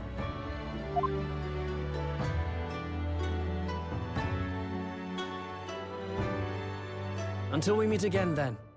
You have your path to follow, and I have mine. Naruhodo-san? The path you're going to follow from now on. I wonder if I might follow it at your side, and unless I'd be a burden. What? You know we wouldn't solve half these cases without her. I say half as I if it's mean, not 100%. I would very much like you to come with me. But aren't you... You're so predictable, Ryunosuke. I am? Honestly, you never change at all. But that's what I like about you. You mean you knew about this? It was the evening after Lord Van Zeek's trial came to an end. She came to see me at the prosecutor's office. Really? Or when I had that conversation with Professor Mikotoba. So, you'd go with Ryunosuke back to Japan? Yes, I know it's unfair of me to follow my own interests like this. Why? That's what literally everyone is doing. Coming here especially to tell me. You're a stickler for etiquette, aren't you? Well, what are his feelings? Packing some Doban Honkaros. We've never discussed it, of course. And Where's Naruhodo-san Opie coming has out made from no here? such suggestion. I worry that perhaps I'd be a burden to him. He's just as much of a stickler for etiquette as you are. He'd never say anything before he was asked. But I'd feel happy knowing you were with him. Look out for him on my behalf, will you? Of course. Susato-san. What do you think, Naruhodo-san? With you by my side, no trial fair. would seem too daunting. I don't know if I want... See, to question it would be to imply I would try to understand it, and... Nah. Just gonna let it be. So if you're willing, I'd be honored if you'd come with me. Together we can take on the world. I'm terribly incompetent, but if you'll have me, I'd be delighted. No, we are terribly incompetent. No, not at all. If anyone's terribly incompetent, it's me. He's not wrong. Ah! What's wrong? Your luggage, Susato-san. There's no time. The ship's going to set sail any minute now. It's all right. There's no need to worry. As it happens, my luggage is already on board too. It is? I mean, Your fine judicial assistant has everything in hand as always, I see. yeah. See? She's got to take care of. Ah, more honking though. Bruno, your ship's about to leave. Time to go then. Have we heard Iris before Look now? after yourself, Ryunosuke. I don't remember. I don't think we had, but I could be mistaken. Maybe we Cosmo. did. Draw your It would have sword. to be at the first game.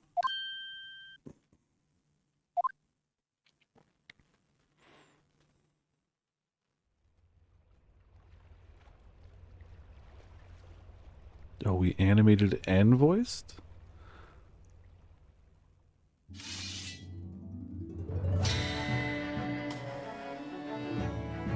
The tip still has One the day, when our chip paths outfit. cross once more, we'll fight a duel of words across the courtroom. A day I eagerly await as a lawyer. I've been waiting to hear you say that. Partner.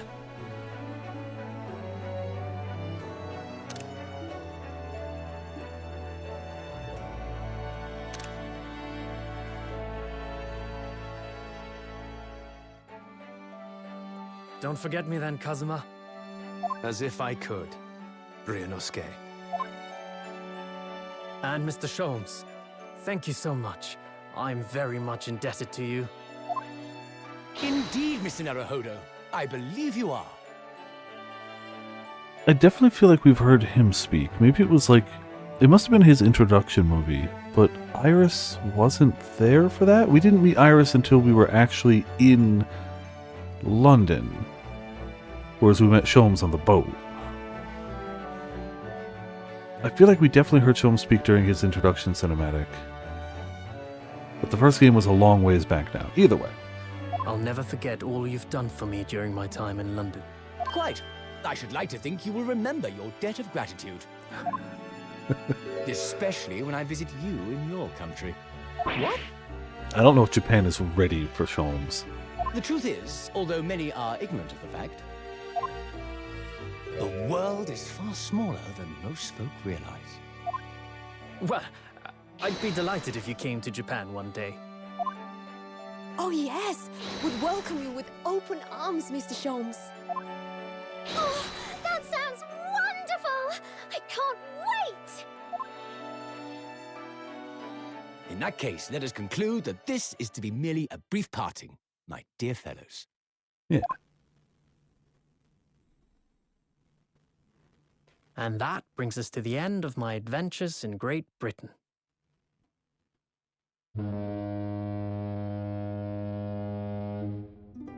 A peculiar twist of fate brought me halfway around the world those many months ago. But that was just the start of my journey. Who knows where fate will lead me next? Still, I'm confident this won't be my last meeting with the friends I've made in London. And when we're together again, no doubt the first words I'll hear will be, Come, the game is afoot. Of course. Very good. The yeah. ship, with our friends, The from world east, couldn't handle it, sailed yeah. steadily towards the distant horizon. But Sholmes' face was alight with joy. The times may change, but a steadfast friendship will remain true, Wilson. We have but to gently close our eyes, and we are with our companions once more.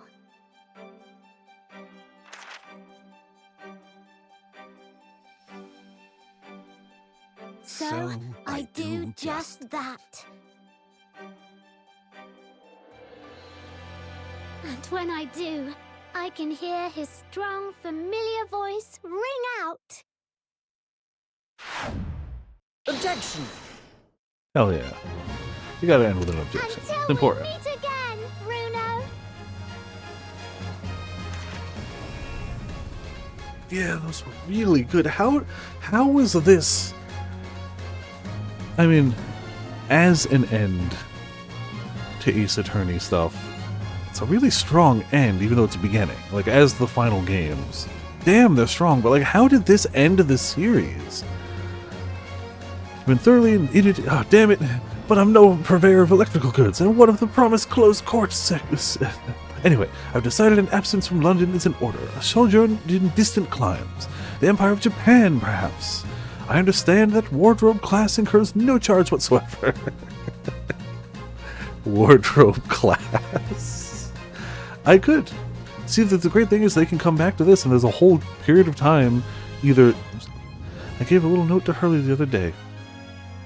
Just said, thank you for everything, Daddy. And I made Hurley cry. And I gave him some lotion I'd invented as well, to dye his hair red safely. But he said that might make him cry too, so he'd rather not use it. Yeah, like even if you just do Naruhodo, you've got a clear and obvious third game you could hit. But also, if you're like, okay, we're done with Phoenix Wright, as pointed out, you have that whole, in those days when I was known as the Reaper, I felt you present at my side. Look at the whole time span. Once unable to bear the burden of that grim pseudonym, I even retired from the courtroom. Despite everything, I still wear your prosecutor's badge with pride. But the darkness that once beset me is no more, as you too are no more. In the words of a young foreign friend of mine, I must stride forward towards a brighter future.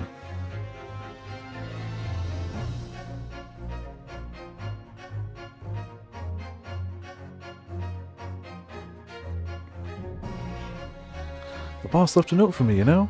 And I can read every letter now, A to Z, the whole lot. It's clear to load of stuff up. The boss was trying to protect me, see? And that's exactly what me and the Chief Inspector Toby here are gonna keep doing for Londoners. I only wish I could have said how grateful I was before he, you know. I think the biggest pro in the side of like us potentially getting more Ace Attorney games at some point is that yes, they do have slightly higher production values now that it's 3D and you know we got models and animation. Gina, whole truth is, not the upstanding fellow you think I am. It might be a diver at heart, but it's a good heart. You've reminded me I need to be true to myself. I've got one more job to take care of before it's ta-ta to London town for the foreseeable. And then I gotta complete your education in the art of deducting, Hala Gregson, as they say. At the end of the day, even with higher production values and 3D modeling, whatever, it's still a visual novel. And one of the reasons visual novels are very, very popular and important in specific sects is that they are cheaper to make. Your Excellency, this man is accused of illegal entry into the office. I did not expect to have to do that voice tonight. My body was not ready. Objection, overstatement, overruled. I don't remember what voice I gave him. I assist caddish counsel for the defense, and women are forbidden to enter the courtroom. I don't think I gave Ray a voice, but like for like a minute. Perhaps I should have engaged the services of a regular legal team. Yeah, perhaps I should have. That's one of the great pros of visual novels, is they are cheaper to make. So, you know, if Capcom were to gamble on another Ace Attorney, it's not like they'd be gambling on like a giant AAA open world, massively expensive experience. They're gambling visual novel money. Mama, is it true Japanese people? Are they experts at filleting corpses? Yes, they are. fish corpses on the whole. I'd like to hone my own filleting skills. You don't mind, do you, Mama? Yes, I do. I'm not a corpse yet, am I?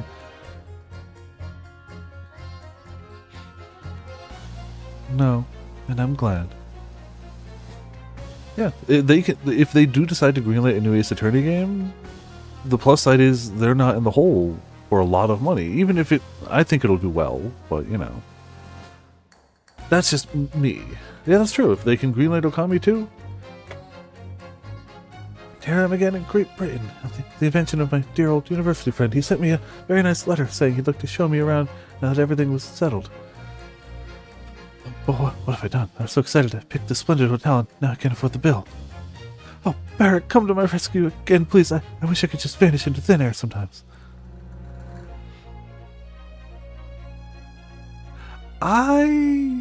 Mocap, sure.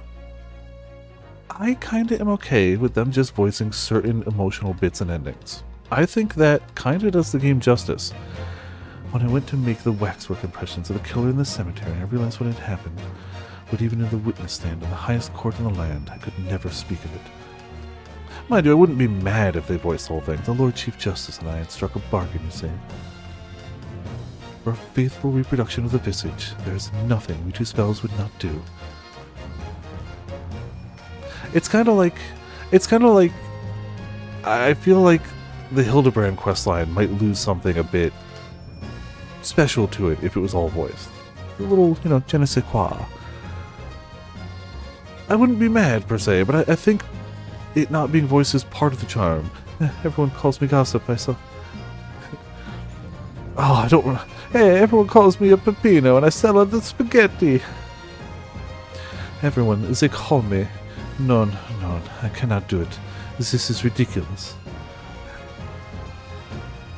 Oh, Daly, how charming. You've made lots of new friends here, I see. Yes, and when we're released, we're all going to strike it rich together. Somehow she's still with him. Okay, cool.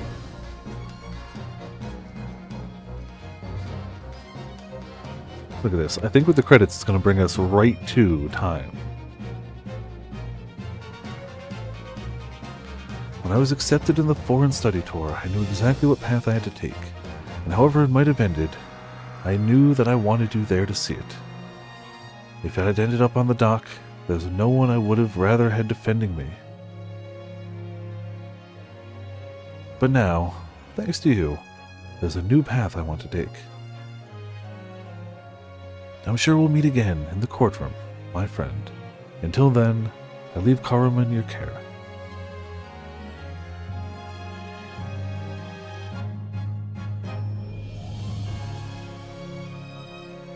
That said, I'm also down for Shu Takumi's the guy, right? Just making other games too. Like, Ghost Trick was phenomenal, and it has nothing to do with Ace Attorney. So as much as I like Ace Attorney, it would be great to see more. I've made some tea, Naruhodo-san. It's important that you rest while you can. I'm down for kind of whatever he does. Once we arrive in Japan, you should be busy establishing your new office. I don't actually know what he's been up to. I'm so delighted to be accompanying you. After all, your talents have been recognized by a great detective. Because you really are the greatest of lawyers. A great Ace Attorney, some might say. Some might, yes.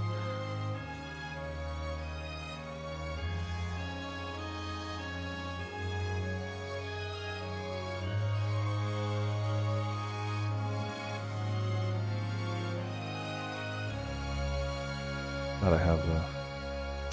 Oh. Yeah, you have to drop the name, too. Aw, Kitty.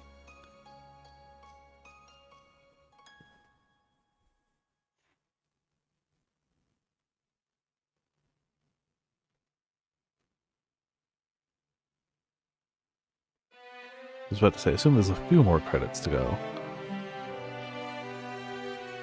Yeah.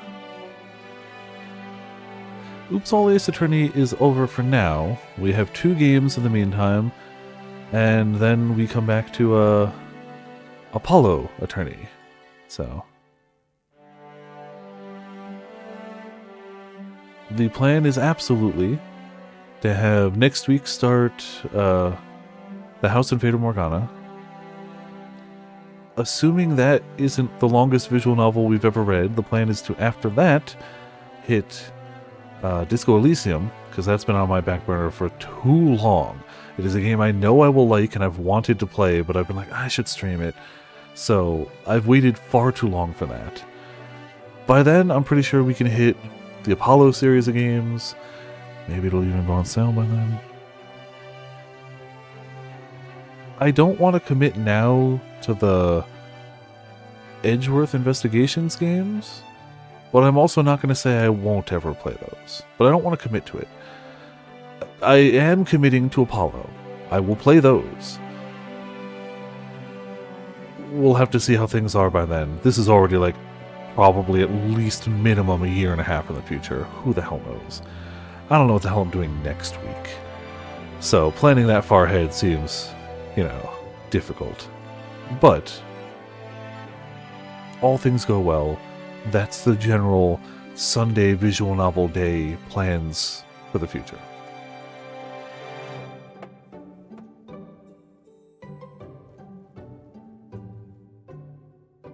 Man, we've really been going to this one for a long while, haven't we?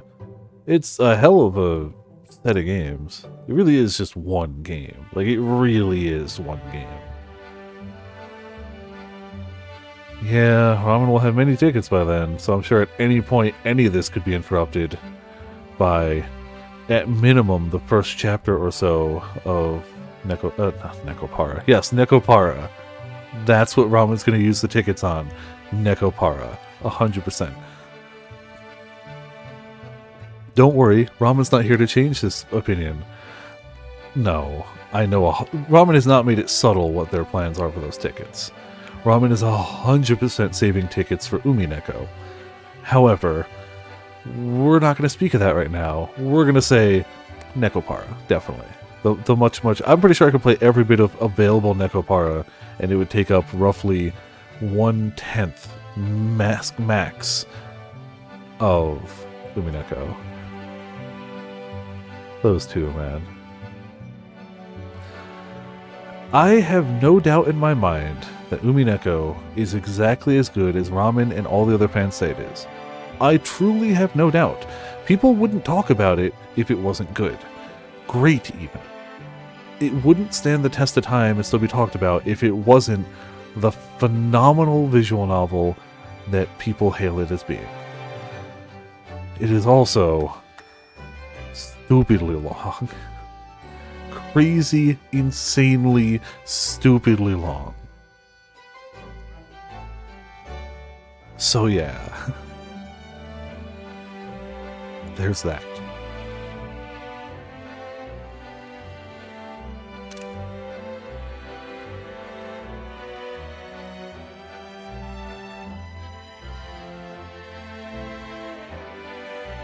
Like, what was it? There was a whole video on it, but like, yeah. It is. I could sit here and read you guys the entirety of The Lord of the Rings and The Hobbit more than one time over, and it would still be shorter than Umineko. That's a game. That's a game.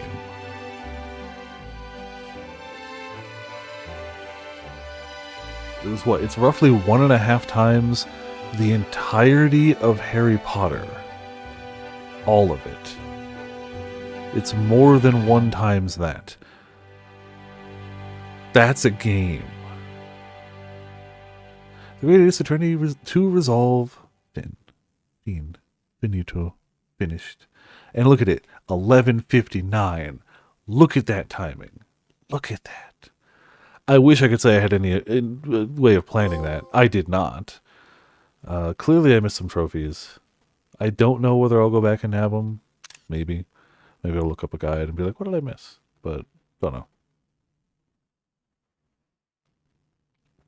I do want to show, because there was something I knew was... Oh, okay.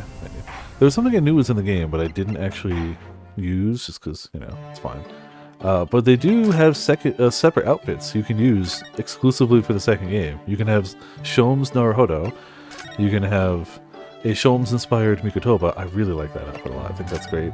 And you can have Japanese Sholmes. So I think those are all adorable outfits, and they're great. I didn't use them because I just wanted to go through regular, but I love that those are there. I guess we have a lot of other stuff. I guess some short extra episodes. I'm not gonna go through all those. Sorry. Just not. Sorry. It's fan games. That sounds phenomenal. I don't know whether I'm going to go through any of those right now, but I love that those exist. Like, the fans really do pick up mantles for a lot of things and just run with them. And hell yeah, I'm very glad. For now, though, I have work in the morning, and while I was ready to go late, I'm glad I didn't have to. It actually ended perfectly. Thank you all for tuning in. Thank you all for watching. This has been a wild ride, start to finish, especially finish. Hot damn. Ace Attorney games don't exactly pull punches in those last chapters, ever. But yeah, next Sunday we will start the House of Fata Morgana, which I have ready to go over here. Actually got the PlayStation version. I wasn't going to nab it for trophies. The trophies are nice.